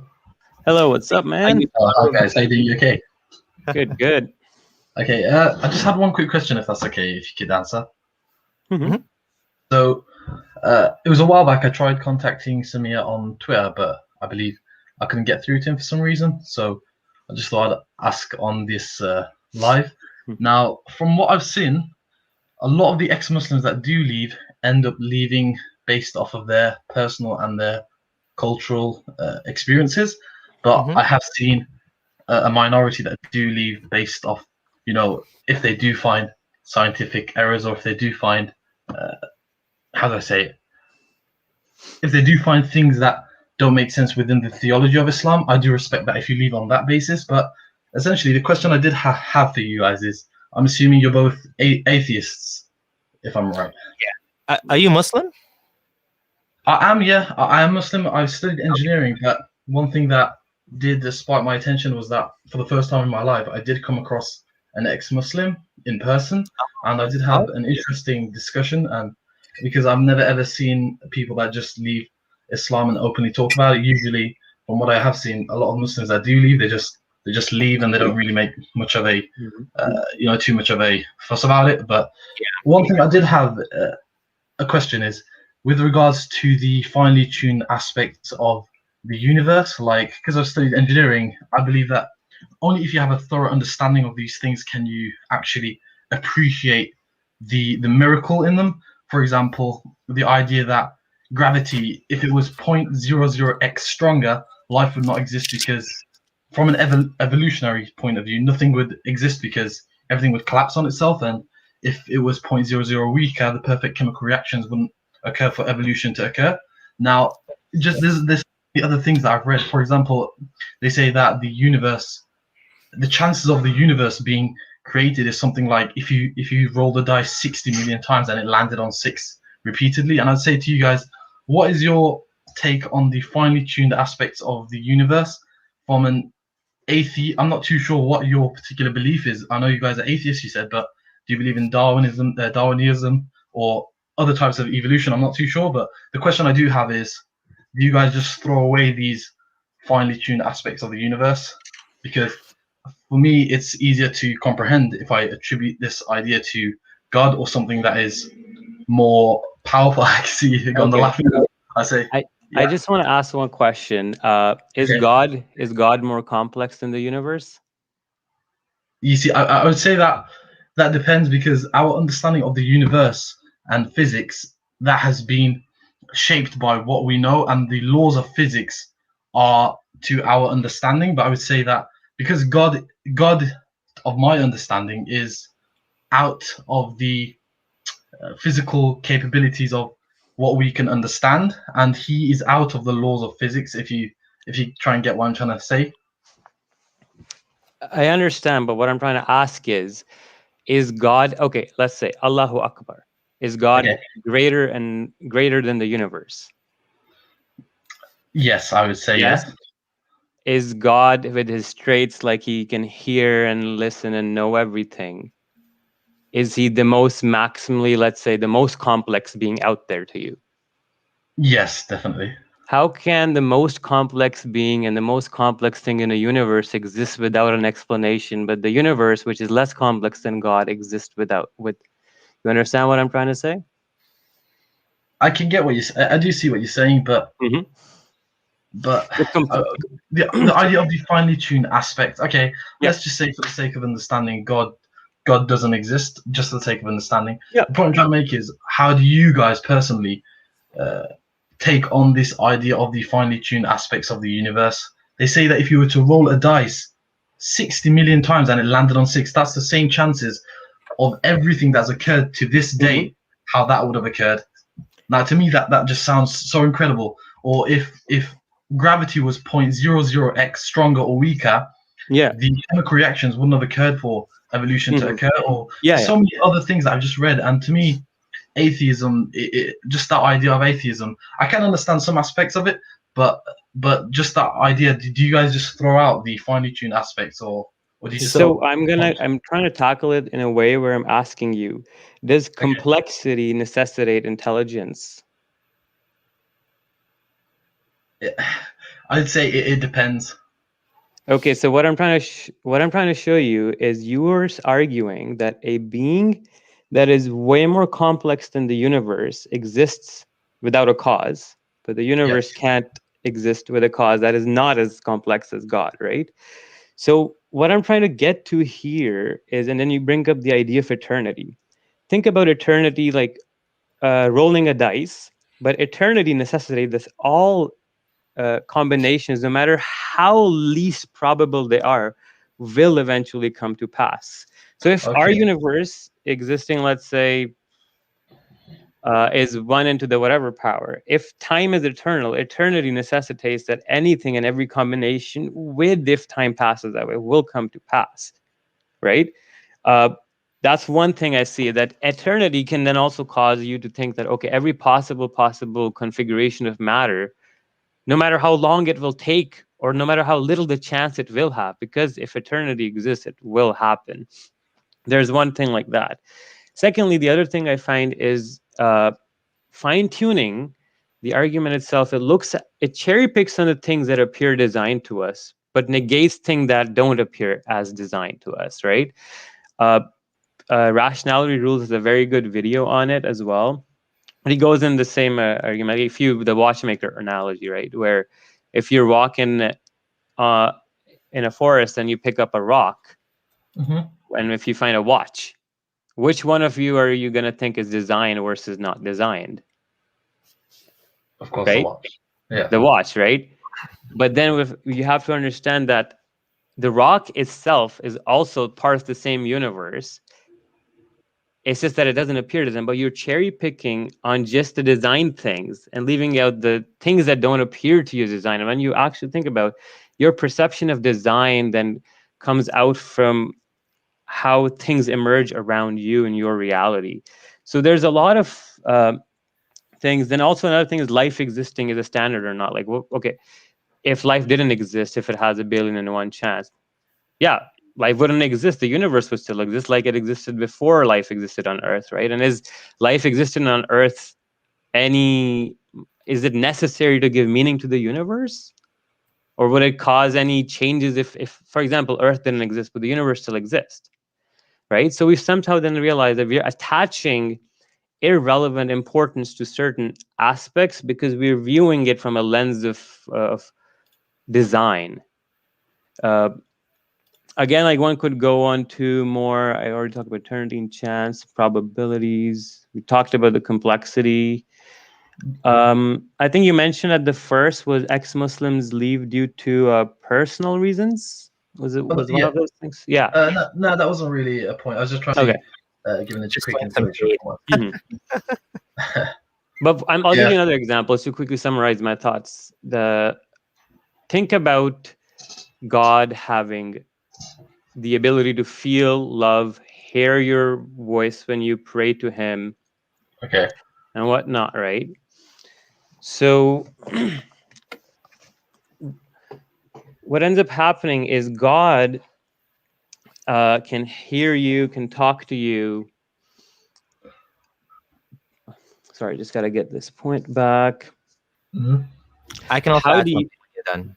Yeah, okay, you can add something. I just got to reformulate this one. So, yeah, the whole thing about emotional reasons, I think we've talked about that a bit. Just want to quickly address that. I think everyone does things for emotional reasons, whether it's Muslims or ex-Muslims. The fact is we should try to be as rational as possible while also listening to what our emotions are telling us. Our emotions are there for a reason. And sometimes our emotions will actually misguide us, and sometimes they will guide us in the right way. Sometimes people are not good at explaining themselves, and it may come across as an emotional reason, but really inside that emotional reason, there is some logic there. The question is whether that logic is true or false. Someone can, for example, leave Christianity for emotional reasons because they feel, even they can leave Christianity and become Muslim because they want to marry a Muslim man. And then they find, for example, after leaving, Christianity, that Islam is true and instead to, connect to it or whatever. That doesn't mean that the reason they did it might be wrong, but the question is, what are the real reasons for believing or not believing in a religion, not why they did it. So, of course, you'll find all sorts of different people out there, and most people don't talk about leaving Islam because, well, there's consequences. You can become canceled. Like many people that I know that want to be public ex-Muslims, even people that are budding public ex-Muslim figures, for example, Aladdin and Aisha Muhammad. Look at the backlash Aisha Muhammad got. Infidel Noodle. She's been getting, there's a campaign to expose her, to get her you do this at your own risk. If you're a white man like Sam Harris and you try to you're a white man and you try to talk about Islam, it's even worse. If you're a brown man, okay, you might get away with it. But if you're a white man, it's even worse. You're just gonna be like absolutely canceled, like completely canceled. Like it's gross and racist to talk about Islam, like as you remember from that little clip where Sam has. But anyways, that's not your main question. I just wanted to quickly address that. Your main question was about fine-tuning, and I just want to share my screen for 1 second. First of all, I would recommend you to check out Matt Dillahunty, The Atheist Experience. They tackle these questions really well. But I'm just going to share my screen. This is a wonderful book that I read after leaving Islam, which is called Atheism Explained from Folly to Philosophy by David Ramsey Steele. He has a whole chapter on this whole fine-tuning argument, and it's beautifully explained. Did someone set the dial? And he goes through point by point by point. The anthropic coincidences. We don't know that a universe is improbable. Like when we say the chance, the reality is the chance might have been 100%. You can't say the chance is 0.0000. We don't know. We don't have the conditions where we can say that it has to be exactly this. And there may be many universes. There may be every single possible universe that can exist, might exist. And if that's the case, then we can't say that it's unlikely because, well, there's a universe with every condition, right? We don't know that. right? There may be natural selection of universes. This is a beautiful point, that through the quantum foam, we know that universes can pop in and out of existence. It could be that the universes with the right conditions are naturally selected to survive, and they continue existing because, like you said, if the weak nuclear, well, you didn't say, but if the weak nuclear force was a little bit more, or the strong nuclear force was a little bit more, the universe would have collapsed. Well, there you go. The ones that collapsed, they probably did collapse if there were multiple universes. We don't know. Like this question is basically begging the question. We can't, like, when theists try to say the universe is improbable and it's, you know, perfectly coincides, it's in a way the puddle issue. You know, there's a hole in the ground and the puddle, and it rains. The puddle says, look, this hole was made for me. But actually, no, the hole wasn't made for the puddle. The puddle exists because of the hole. You know what I'm saying? The same way that we could say, wow, this planet is just right in the perfect position. Think of it. I get you. Every planet is a roll of a dice, and it might have life or not on it. So when we think about it that way, you have, let's say, billions and billions and billions of failed attempts at life, but you have one real one. Now, that's not a sign of fine-tuning. For example, some theists say that, you know, universe is fine-tuned for life. No, it looks more fine-tuned to create black holes and dead planets than lively planets, right? So, against what's important is your point of reference, where why do you perceive human life to be fundamental? If the Earth didn't exist, the universe would keep existing. It did, and it does, you know? Now, another thing I wanted to come back to is, this is a question I want to ask you. Does God have a mind? Does God have a mind? I would say he has consciousness, but a mind in what terms of what aspects are you asking when he has a mind? So you said God is conscious, but what predicates, what is necessary for consciousness to exist? I'm not sure. I'm going to ask you, rephrase the question. Can software run without hardware? No, but I It's a good question, because God is basically a disembodied mind that's making decisions. Like, I'm talking about theism, especially Islam. God is going into his creation. He's involving himself. He's making decisions. He's basically revealing things to human. He is a mind. What else would you describe God? We're not talking about Hinduism. God is Atman. God is this force. We're talking about Islam, where God is like a sky daddy. Like, would you not agree that God is a mind? And what else would God? You can't if God isn't the mind, then how is he interacting with human beings? How is he? You know, do you understand what we're saying? No, I understand what you're saying, but I would say that's to our definition of what a mind is. Yeah, but then that's, again, you're also taking a huge leap of faith where you don't have any evidence of any minds existing without hardware, but you're trying to think that God's mind exists without hardware, right? You know, I think, you know, Jalal, I think that believing in God is okay, and it is, let's say, possible, depending on what you mean by God. If you're telling me God is a power or force that pervades the universe without consciousness, then I might even agree with you that that's God. But if you're saying God is a man in the sky, I know Muslims don't say man in the sky, but he is like a man in the sky. The Islamic God is a man that revealed, and someone mentioned this in the comments, that, you know, he decided to reveal that you can marry your adopted son's ex-wife. Like, when you get into the details, it all falls apart. But if you're just talking about God in general, then, you know, God, this originator of the universe, well, I can possibly believe that there's a possibility that there's a God. But when you talk about a God that goes and involves himself in the matter of humans and created angels and jinns and talked to humans in a cave, then it starts to all fall apart, and really does. So that's why I tend to really go back to the details of religion rather than focusing on whether God existed or God didn't exist. Atheists said the most complex being allowed Muhammad to marry his adopted son's ex-wife. This is very complex, man. It's true. Like, when you look at the details, it becomes a joke. This is God. Like, this is the creator of, like, the serious, like, the binary stars of the cell, the living. You believe that this same God is revealing to Muhammad that he can marry his adopted son's ex-wife because that's important for humanity. It doesn't make sense. You're talking about two different beings here. the originator of the Quran, the originator of the universe and the Quran cannot be the same person. And but I do think there is good philosophical responses. If you just look at atheist channels like Matt Dillahunty, he totally destroys anyone that calls in and brings up this point. But or just check out the book. But if you have anything else we can talk about, feel free. But otherwise, we're gonna get back to. We have like I think only 15 minutes left now. So I did have one quick final question, if you don't mind. Yeah. I was just gonna ask. So essentially, I did tell you about how I spoke to one ex-Muslim on my engineering course, and one thing that he did say to me is that one thing he can't grasp his mind around is the concept of Islamic miracles. And he's talking about how different religions have different miracles in terms of their mathematical miracles. And he was talking about he was saying to me, I believe the example he gave me is to do with a greater conspiracy of Illuminati or something. He's saying that the Prophet had some, I don't know if the Prophet must have had some sort of connection with the Illuminati to know X, Y, Z. And I know that a lot of Illuminati is the modern thing, though.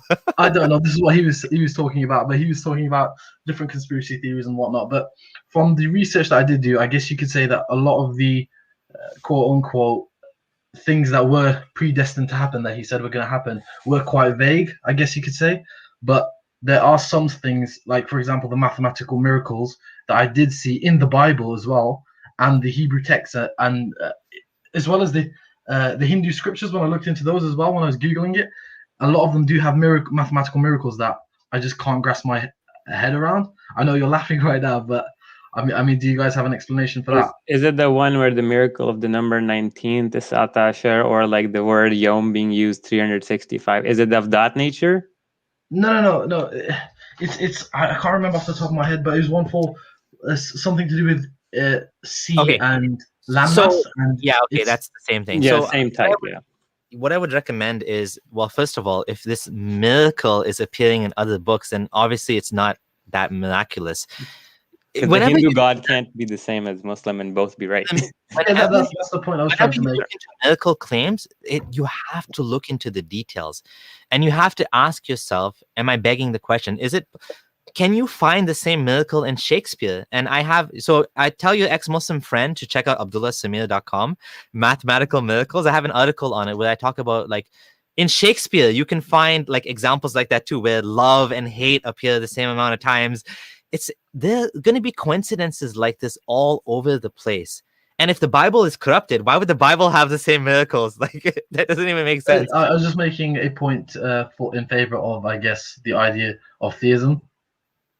Yeah, but then you have to admit the Bible's not corrupted then, because it has mathematical miracles. It has a checksum, right, so to speak.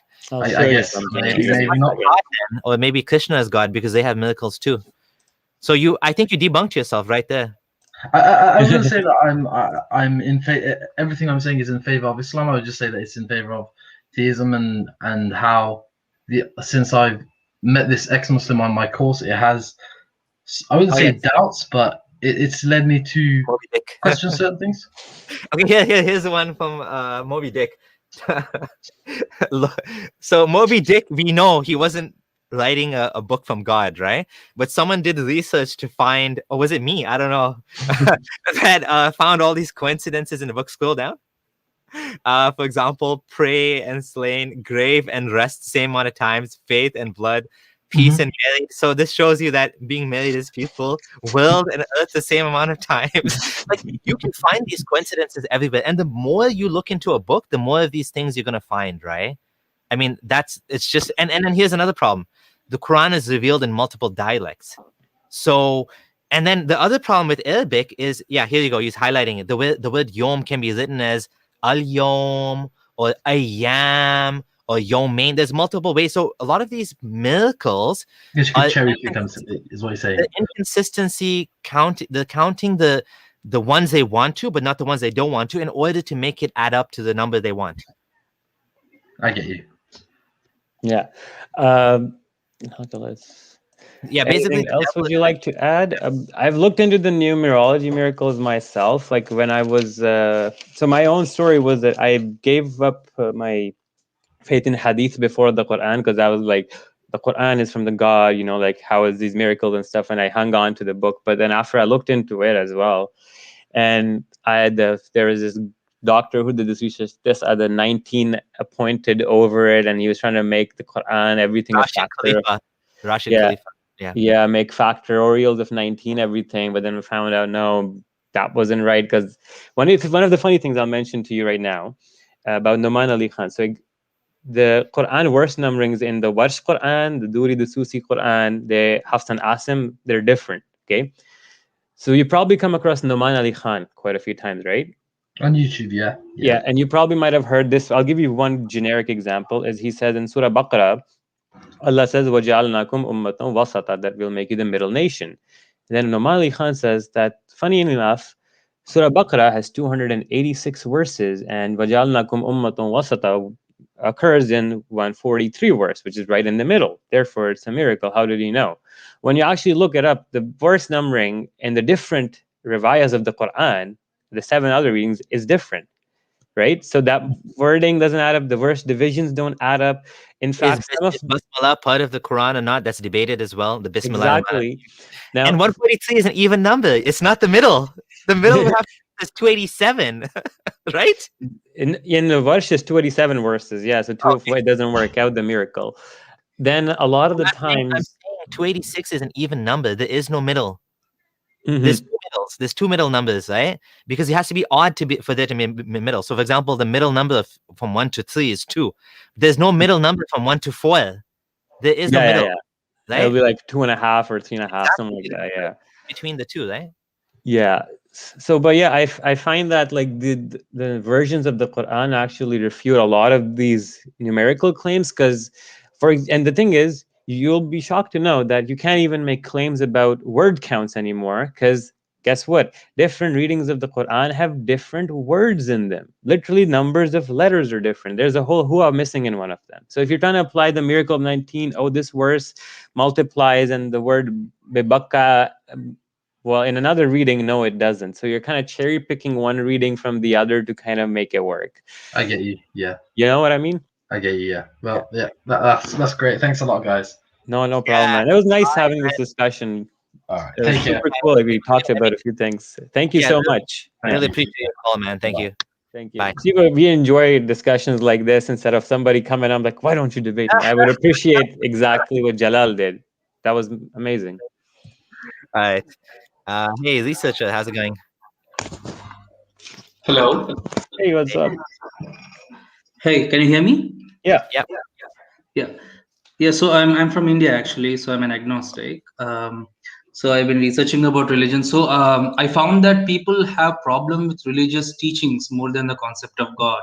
So what is your take on it? Like, are you against the concept of God, or like we should be against the religion itself? Like religion. I think I just answered that. I said I don't really care if people believe in God. I don't even care if people are Muslim or non-Muslim. What I care about is how they treat others. How the religion influences the world that we live in. That's the important thing. If the religion is going to, teach that women are inferior, they should get half the inheritance, that you can beat your wife, that you can do, then that's the problem. If you just want to believe in some random, that's your business, right? You know what I mean? So Abdullah Gondal, you said you got to step off for a second. I can take questions. I already did. That was okay. Earlier, yeah. Okay. So the question I replied was, firstly, the idea of trying to like merge God with religion is false. Like the idea of a God or a being existing, creating the universe, doesn't necessarily mean he has to send us a book and he has to give us these minute laws and whatnot. To him, we could be as useless as ants, like.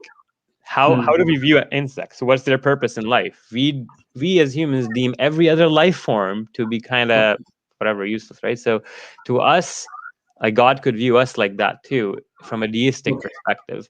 So God can exist without meddling in or sending us books or talking to us, or just he created the universe and the universe runs on its laws or whatever he's done. He doesn't really intervene, right?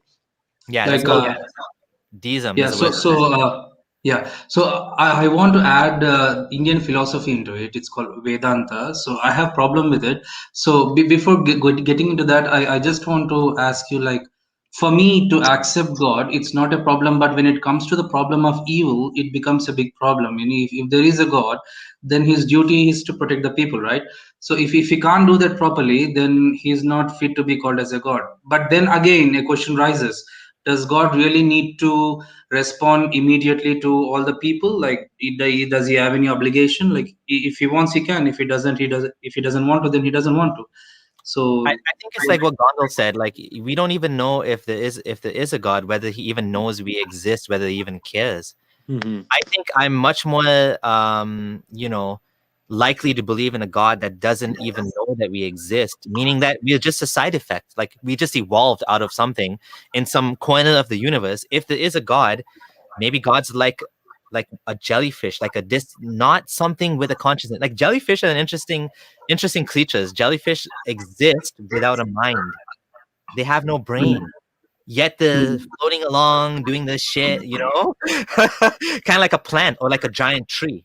So if there's something, but they have stimulus, right? But they have stimulus wired inside them, right? Like, yeah, they but they don't have respond to the empathy. They surrounding. don't have empathy or any sort of, they don't care about any other creature.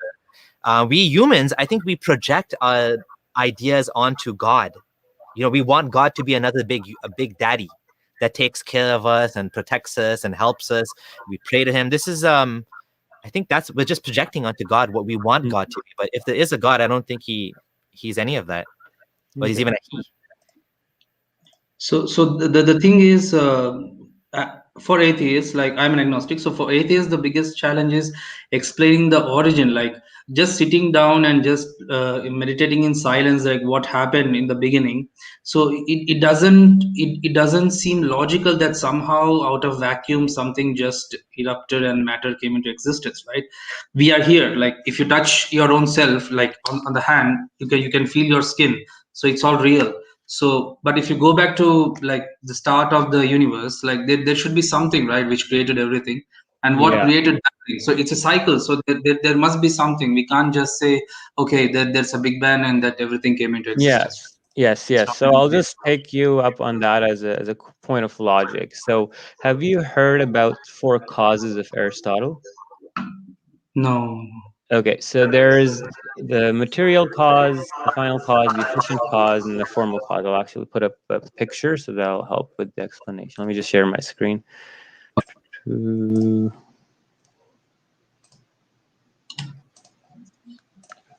Okay, can you see that there? The 4 causes. No, I can't see. Okay, so just to simplify it, if you need to make something, right? If the first thing was you need, for example, you're building a table. You need to make the table out of something. The first thing would be the wood, which is the table, right? The efficient cause would be the force that pushes it into existence, which would be you making the table. The formal cause would be form, function, or essence of a thing. It is what it does after it's being made. And the final is what the thing exists for the sake of the ultimate purpose of the object, as in the table exists, right? Yeah. When you look at it, the material cause is missing in God's hypothesis too. Think about this. God exists, but where did the matter come from for creating the universe? So when you think about this, all you're doing is, theists don't know. They also believe in creation ex nihilo. In fact, they believe in creation ex nihilo more than atheists. I don't believe in it. Maybe not. I'm agnostic about the origins of the universe. Yeah, I think ex materia makes a lot of sense, because if you look at what the Big Bang is, it's all of matter already existing and then exploding and expanding. The material was already there for the Big Bang. Where did it come from? We don't know. Maybe it's eternal. Maybe it's cyclical. And I think I think you're coming from a Hindu background, as you said. There's Yes. Cyclical universe, yeah. In Hindu philosophy as well, which makes a lot more sense than, big day of judgment, Krishna, and God's going to flatten the earth and make the mountains flat, and the sun and the moon are going to collapse, and everyone's going to be naked and uncircumcised, and the sun's going to. None of that makes sense. It's all bullshit fairy tales. But like, okay, cyclical universe, maybe it's true, right? Maybe it's always been. Ex nihilo makes no, doesn't really make sense, because we're saying everything out of. Think about it, from a theistic perspective, they still don't have the 4 causes. They still don't have the material cause. They use God to then special plead or say, God, magic, material cause. Okay, there you go. God created matter out of nowhere. In essence, they're also arguing just nowhere. They just add the God thing, and that's the magic, basically. It's like a buzzword at that point. I mean, the same idea, which if God always existed, we could just say the universe always existed. Why do you need to add a God there? You know what I mean? I Anyway, mean, even if it's a cyclical thing, there should be a starting point for the cycle to happen, right? Like well, nothing here's like the thing. perpetual motion machine cannot exist, Bro, right? okay, the idea. One of the things I find is when we talk about these things, our nomenclature, our language is embedded in the perspective of time. If there is no time, there is no start and there is no beginning. You understand? If there's Yeah. eternity, then anything and everything that, for example, take, let's say, a dice, right? The dice has whatever X amount of sides, but let's say you rolling the number 10 is 1 in a million. Okay. But because there is no time, regardless, and if there's fluctuation, it It's 100%, will right? eventually end up happening no matter what. Yeah. So Okay. every single, yeah, even if there's a million-sided die, every single side of that die will always be 100% chance of hitting it. It's not 1 in a million, it's 100% because it's going on forever and ever and ever, right? Yeah, Okay. that's true. So, if you have like 5 minutes of time, I can explain the Indian philosophy in like 2-3 minutes. Like, One more thing. If you're saying that God, if you're saying that it has to be a beginning, yeah, then I would ask, well, what's the beginning of God? Why is it okay for God to always exist? I mean, they define God as something like non-material, so maybe Yeah. that's easy to explain more than material things, you know. Like Big Bang is material, so it's very hard to explain where the material comes from. But God being spiritual, it's I think it's very easy like to explain his origins, you know, like he's eternal, like no matter is involved in it. I think whether material or not material, either way, we have a challenge as human beings that there's going to be some questions we can never answer. For example, like why we're here, why we exist, why anything exists. I mean, that's something we've always puzzled on. And we're the only creatures out of all of the animals that actually are able to ask ourselves, why do we exist? Why is there a universe? Frankly speaking, I don't think there's any answer for that. I don't think we'll ever be able to answer why there's a universe unless we somehow, like the Truman Show, we detect a sign in the clouds that there's a programmer that programmed us inside some, Exactly. like, we're in some simulation or But, something like but but I'm gonna connect this with suffering. You see, when people get depressed and they're suffering or they had a huge bad luck, they'll think about the universe and why it's happening, and ultimately they will find refuge in God. So that refuge, atheism cannot provide it. So you But know, it's a like false refuge because God, you're getting refuge and is not actually doing anything for you. So as your child is dying of cancer and you pray to God, your child is still dying of cancer. He's not going to come back. Yet you think you're getting something out of it, but you're not. Instead of actually investing energy in improving the world and maybe doing cancer research, you pray to God and you expecting you're going to meet your child again, and so you don't even take any action.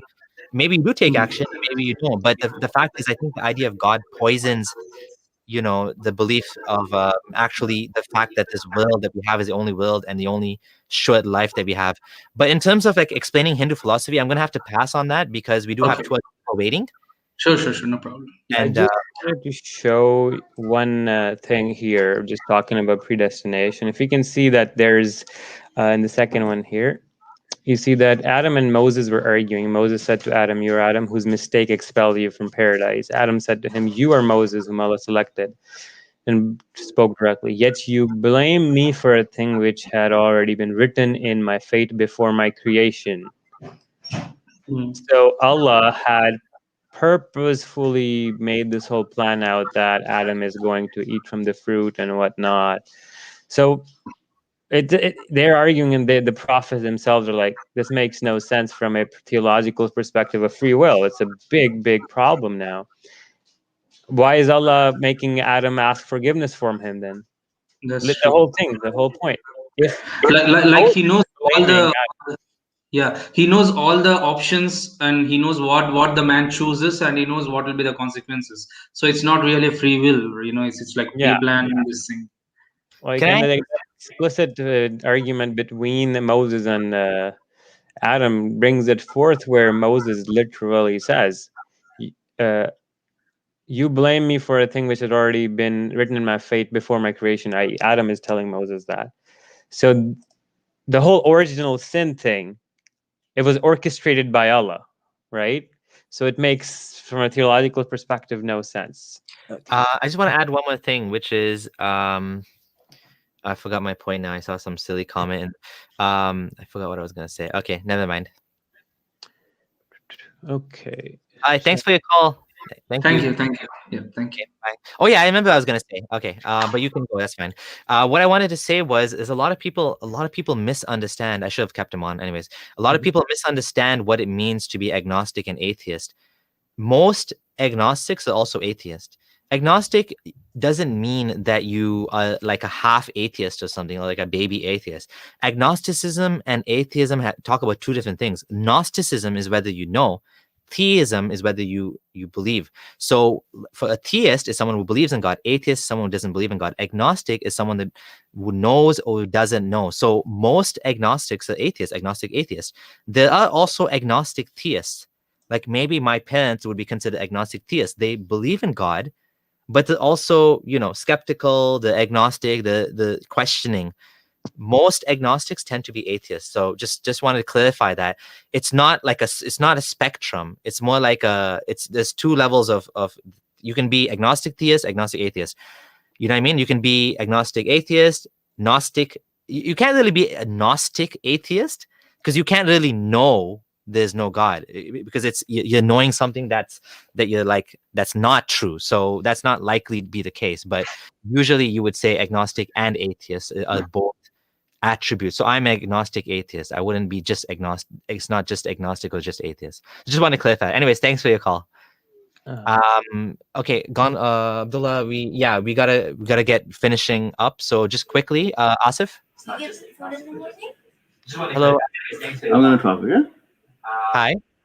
I think you have the stream. I'm just gonna mute you. I think you have the stream playing in the background.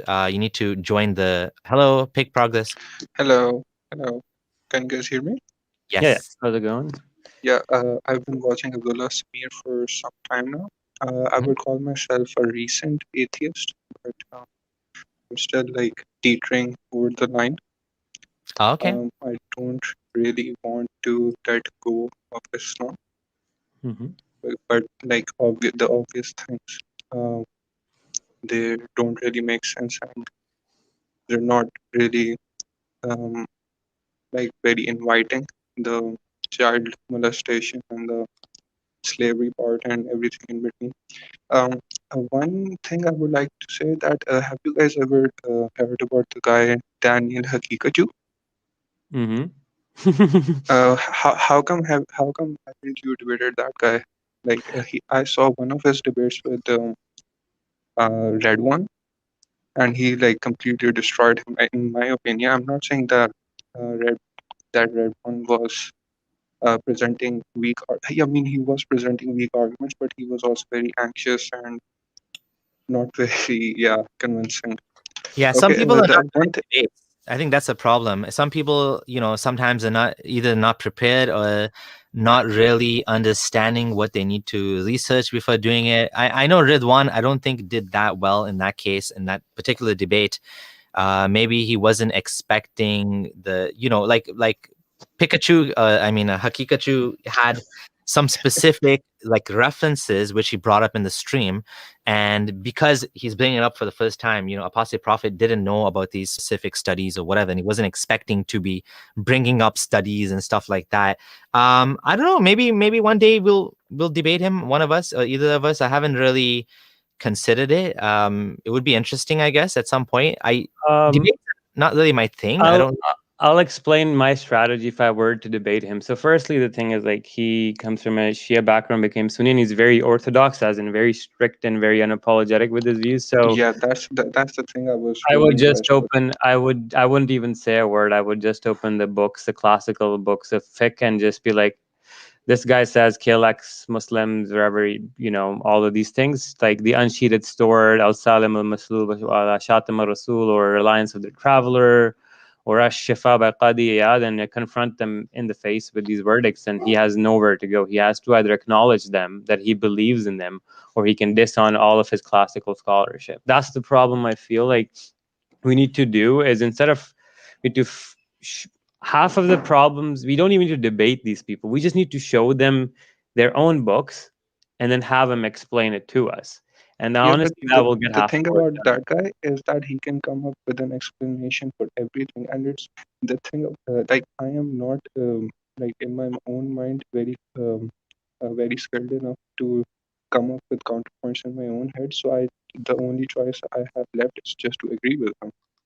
What specific And points did he mention, like that you agree with? like let's just take for example the war prisoners. When you kill soldiers on the other side, you can take their women as property, right? So Mhm. he can justify it that in those times the tribe who had the most people, they would win, and it sounds very dystopian. I mean, Sounds not very what? good. Sorry, it's a little bit hard to hear you. Yeah, Yeah, people are saying they can't hear you. it doesn't sound very good, but at the same time, it kind of makes sense that Yeah. I mean the point is that he was the prophet and he should have known better. Yeah, but he Oh, did, well, and I have the whole game here is moral relativism. And this okay. is very important for Muslims to understand. And I don't know why Haqiqatjou either doesn't explain this to the people or he doesn't catch it on. Is when Muslims claim لَقَدْ كَانَ لَكُمْ فِي رَسُولِ اللَّهِ أُسْوَةٌ حَسَنَةٌ, that in Muhammad is the best example for all times to come. They cannot then Okay, say there was can you give me the reference for that? Can you give me the reference for that? 3321. 3321. Alright, Uh, okay, I mean, it's moving a on. common Islamic belief that Muhammad is the best man, and we all know that, right? right? He's So, and whatever. Okay, so I'm from. the I Muslims, know that one of you is at least from Pakistan, right? yeah, me. Yeah, I'm from Pakistan as well. So one thing Okay. I would like to shed light on is that in the recent months, ever since the death of that Mullah Khadim Rizvi, do you know him? Yeah. Yeah. So his son is about 10 times as big of a threat as he was. Have you seen his videos recently? No, I did not. Dude, that motherfucker, I can't even like begin to fucking. Okay, let me ask you this question. Sorry, we're Do you changing. think that Did we finish the first question already about the slaves? We're jumping on another one, and we don't really have time. Abdullah Gondal has to go. Yeah. okay, So I just want Towards to ask this one. Do you think okay. that being religious is a product of lack of intellectual honesty, or do you think it's a product of poverty? It's a very broad question, and I would say so. Religion in its own is an attempt by our ancestors with sincere efforts to understand reality. At times, sometimes some aspects of religion are manipulative, but to say that it's completely and obviously always like intellectually, no, that's not true. That's not the case. I mean, you can find a lot of scientists that are geniuses, Nobel Prize winners that are also religious, and some I know cosmologists who still believe the Earth is 6,000 Abdul years old. Salam, do Right? you know about? Yeah, Dr. Abdullahs. So there'll be religious people there too. So this is what's called a cognitive dissonance or compartmentalization of knowledge, where the way you store or the way you perceive religion is in a completely different part of your head or in your mind, where the critical part of your personality never touches upon it in a way. For example, a quantum physicist can be a Muslim, but he would never really think about the same way about Islam, the way he thinks about quantum mechanics, because it's in a separate compartment in a way. So I would say no, Yeah, Muslims they are not don't dumb apply the people. same logic to their own beliefs. Okay, go on. Exactly, it's like selective thinking, or we can say that as cognitive dissonance, right? So Okay, no, I but was generally very there have been surprised. papers. As sorry. Okay, I was very surprised that Khadim Rizvi's son. I mean, his party is blowing up right now. There was a recent election in a town Sorry, called Daska, we don't have and time they for came this. in second. And we don't have time for this political discussion. I'm Oh, so sorry. Yeah, I'm not up to date with the Pakistani yeah. politics. Okay, I'm good. Just let Some me other just time, answer guys. what you said, and we're just gonna have to end it on that because okay. So about the slavery, I highly recommend you check out two Abdullahs presentation on slavery. Mhm. If you have any sort of doubt that this was a good thing, watch that 2-hour presentation and you will not be able to say Muhammad was a good man. Like I'm not going to repeat all the points for you, but just watch that. And in regard to I forgot what the other question was, but anyways, you just check that out and you'll see that I don't know Haqiqatjou what he's saying. But like, there's so much bad things, so much evil that happened because of Muhammad's rulings on slavery. There's no way you can justify this man was the best man. There's no way. There's absolutely no way. But anyways, I'm not going to repeat Okay, myself. one last thing. Can I just one last thing? Gondal's up to you. I'm Yeah.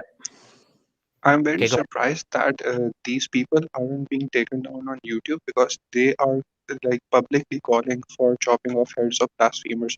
They say a phrase like "mansabba nabiyyan faqtuluhu," which Faqtulu, yeah. literally Whoever insults the so prophet, kill him. Yeah. yeah. So how are they able to spread hate speech on YouTube and not Uh, get taken the down? left has this whole idea that if your religion has hateful ideas, but if you're a minority, you kind of get a free pass on this stuff. So they're going to be more lenient towards you. So this is one thing that I've noticed with the media as well. I am just going to make a prediction here. This shit is going to like grow like wild in the coming months and years. Like this is not gonna settle down. As Well, no, I live I'm in Lahore. thinking about like my family and friends in Pakistan. They keep telling me like the disparity, the people, like I get so many messages. There's like atheism is going nuts in universities and schools in Pakistan, and there's Yeah, a that's huge true.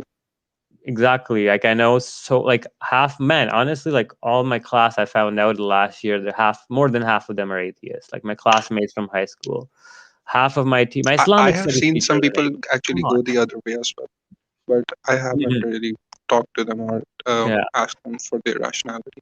Okay, I understand your shorter time. Some All other right. time, Thank guys. you. Thank you Yeah, so much.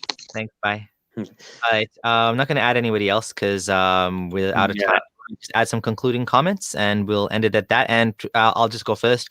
Thank you everyone for joining, and please do subscribe to the new channel. It's new for a while now, but I guess it's old now. And lots of people today. It was a good call. I think people are looking forward to this, and hopefully we'll be able to continue doing it from time to time as the schedule goes. We won't be able to take any more callers now. Apologies for that. And yeah, final words to you.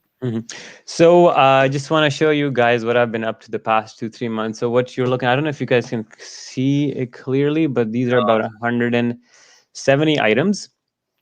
And this is the research I've been doing. So what you see, these are psychotic, Muhammad, the name of the folder. These are symptoms of epilepsy. So what I'm going to do is I'm going to write a search word like fainting or faint and just see how many pop up.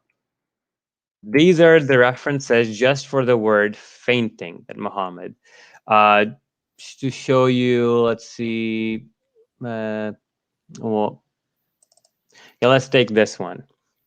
Can you see it or no? It's a little bit. Oh, yeah, now I can. Yeah. Okay. So here, like Muhammad would faint when he got the revelation for marrying Zainab, his adopted son's wife. There is this one from Majma' al-Zawaid. Like this one's pretty interesting. I'm just gonna make this full screen for you guys. I don't know if you can see that clearly, but it says that whenever revelation came upon Muhammad, he would faint. Like every time. And he says one of the chains is Sahih. Let's write something else. Let's see trembling. Okay, I write trembling. 23 results pop up. I'm just going to show you a few. Let's see, Tafsir al-Qurtubi. What does this one say? This one says, I'll zoom in a little bit. Okay, it says the Surah Muzammil. So this one says, so Muhammad heard the voice of an angel, and then he looked at the angel. He was seized by trembling. Okay. I'm trying to get some that's English. There you go. This one's English. This is from Asbabul Nuzul. It's for Surah Duha. This is, by the way, this exact one appears in like 7 different tafsirs, and this one says the Prophet of Allah, bless him, then came in with his jawbones trembling. They made fun of me, right, saying that there's no narrations. I found like 3 of them. Whenever revelation came to him, he shivered. Okay, and he said, "Oh, Khawla, cover me, cover me." There was one that I want to show you, the foaming in the mouth as well. Now, these are like 6 references for that. So long story short, Yeah. you have compiled a database of all sorts of what would you say, like mental health related issues or signs of epilepsy, or how do you want to describe it? Basically, we have symptoms of epilepsy where we have auras, we have fainting, loss of consciousness, we have snorting and heavy breathing, choking sensations, straight up convulsions. Like I'll show you that Sahih narrations where he would straight up just have full on shaking convulsions as well. He would foam and froth at the mouth. There's narrations where he would be sitting here and his buddy would be suddenly, his head would go up, go down to the ground, fixate on the ground, and then he'd appear to move his lips and talk, then come back, and he wouldn't remember what just happened. There's lots of this. He would be constantly taken over by trembling and shaking. But yeah, basically you have different versions of this pop up. This one says, just to show you guys, وَتَزْبَدْ لَهُ وَجْهُ, that he would foam at the mouth when he would be receiving the revelation. But this is going to be a huge one. As you can see, this is like what? 170 references. Nice. Yeah. It's gonna be a great presentation once you get it done. I'm trying to make like a good video, or like I just want to show you one last one, and then we will. This one is from okay, yeah, this one. So what you're looking at here is this one. كنت أكتب الوحيد رسول الله صلى الله عليه وسلم وكان إذا نزل عليه أخذته برهان شديدا. يعني when revelation came upon him, he would be seized by a fit, a paroxysm of severity, or a convulsive state, or a highly feverish state.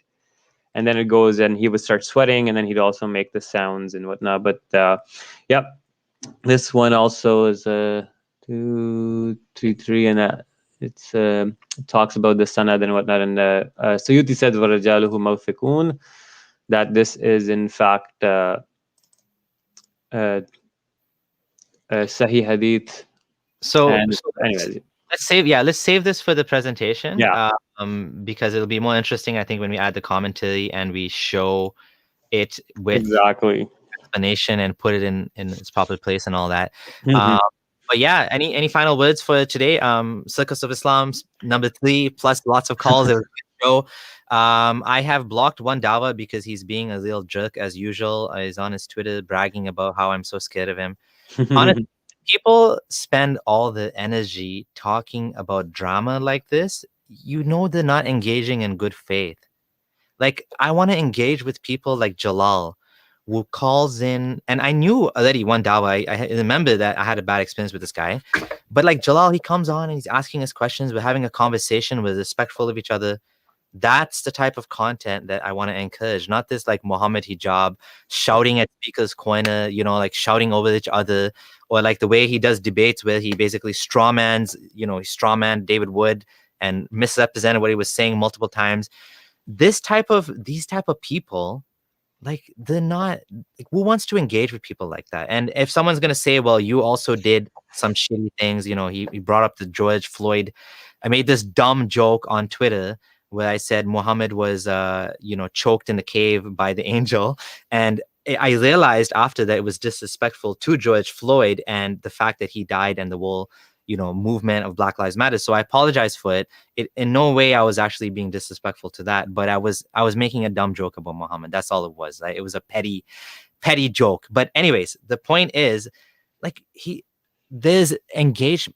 I have done stupid things like that too. So if someone, for example, Farid or anybody wants to say, I don't want to talk to Haqiqatjou, I don't want to talk to Abdullah because he's a prick and he makes stupid jokes about a prophet, I would say I respect that. That's your prerogative. Hamza Surtis might say you're a troll. If he thinks I'm a troll, or Jonathan Brown doesn't want to talk to me, or Yasir Qadhi, that's up to them. Like, that is how. But if you're gonna go on someone's stream, debate me, you're a coward. Like, how desperate are you? Like, how needy are you for attention that you can't just make your own content? If you want to refute me, go ahead and refute me on your channel. tafaddal, like you're most welcome. But if you're gonna come on someone else's show and desperately beg for it, and then go on Twitter and say, "Oh, look, he's scared," like I don't want to talk to people like that, man. Just do your own thing. You know, you're most welcome. Go ahead. I don't care. I'm not gonna engage with you. Like, you're most welcome. Do your own thing. That's it. That's all I have to say about that incident. And it's unfortunate, you know, that One Dawah made a video where he took Shabir Ali. Shabir Ali is actually like a good Muslim scholar. He is someone that has, you know, reflecting on Islam, and actually some of his positions are actually quite reasonable. Like, you shouldn't kill apostates. You know, that like stoning is not part of Islam. That if you want to pay, you're not allowed to pay interest. You're not allowed to accept interest because the Quran says those who consume riba, but you can pay interest and get a mortgage. So he's actually helping Muslims to have like a somewhat reasonable life, right? And these guys, they made a compilation. One Dawah made a compilation of him, like putting all of these things together to try to make him look like he's like an apostate or something, or he's a terrible Muslim. And they're trying to get him canceled in the Muslim community. And then Haqiqatjou took his video and blew it up even more. The funny thing is this is how I see it, and I don't know when Muslims are going to realize this. The whole Dawah scene is being ruined by immature teenagers. Absolutely. I'm not even joking. You have, and I will tell you this, there are people who are nice, who are scholars, who are academics. People like Yasir Qadi, when they voice an opinion that, okay, some ulama didn't consider this as shirk, it has to be taken that he's voicing other people's opinion. It does not necessitate that everybody starts refuting Yasir Qadi. Now the Shabir Ali is gone. Who's next? Dr. Zakir Naik is going to be attacked. He's already been attacked. And then is another Salafi that, but the point is what these people need to do is learn to put their differences aside and get together instead of takfiring each other all the time. Like, come on. They make the community, they project their own sectarianism to the world to see. Yeah. Right? Like this whole thing started because of Farid. Farid was trying to be Farid leaks. And this wall holes in the narrative. The amount of people that left Islam because of this, the amount of damage to the dawah, all because you're trying to refute your fellow Muslim scholar because you can't accept a little bit of difference of opinion, and you're trying to make Islam, like this Puritanists are going to destroy Islam, and they're going to throw more people out of Islam. And go ahead, like keep acting like little, trolls or whatever. And yeah, it's funny. Like, what we need more people like Shabir Ali and Yasir Qadi to be at the forefront and taking control of the Dawah movement and whatnot and being the leaders. But in fact, we have these unqualified email leaking, disrespectful people jumping and just making refutation video after refutation video. Yeah. And what you will see now, I'm actually also preparing a big refutation against the Dr. Farid al-Khajja, or Farid's cousin, the neurologist. I have two neurologists on my side, as well as an MD that'll be coming on to help me out as well when we explain this. But the point is, like, just to show you, the guy comes in and says, oh, it's Gondal's opinion, don't listen to him. But no, I told you in my stream, like, no, listen, these are epileptologists written books. I will literally hold the books in my hand and show you. A point is that, like, the Dawah scene has become very reactionary, and it's all about nitpicking negativities. There's no positive coming out of it. You're just creating a toxic environment where if anybody takes one word or one step wrong, kafir or shirk. Like, that's not how it's done. And you don't come on like Yasir Qadi is like, astaghfirullah, the deviant, the zindiq, he's gonna ruin the ummah. Yani, bro, he did so much work for the ummah. He's helped so. I don't know. I feel like I'm being an apologist for Qadi right now. Honestly, it's true. These people are saved. Mufti Abu Layth, Yasir Qadi, and Shabir Ali are keeping people Muslim. But these fanatics, these extremists, these hardcore Salafis are ever increasingly making the ummah smaller and smaller until everybody's out of Islam. And I wonder, like, if they're going to push someone badly enough that these people will actually publicly leave Islam.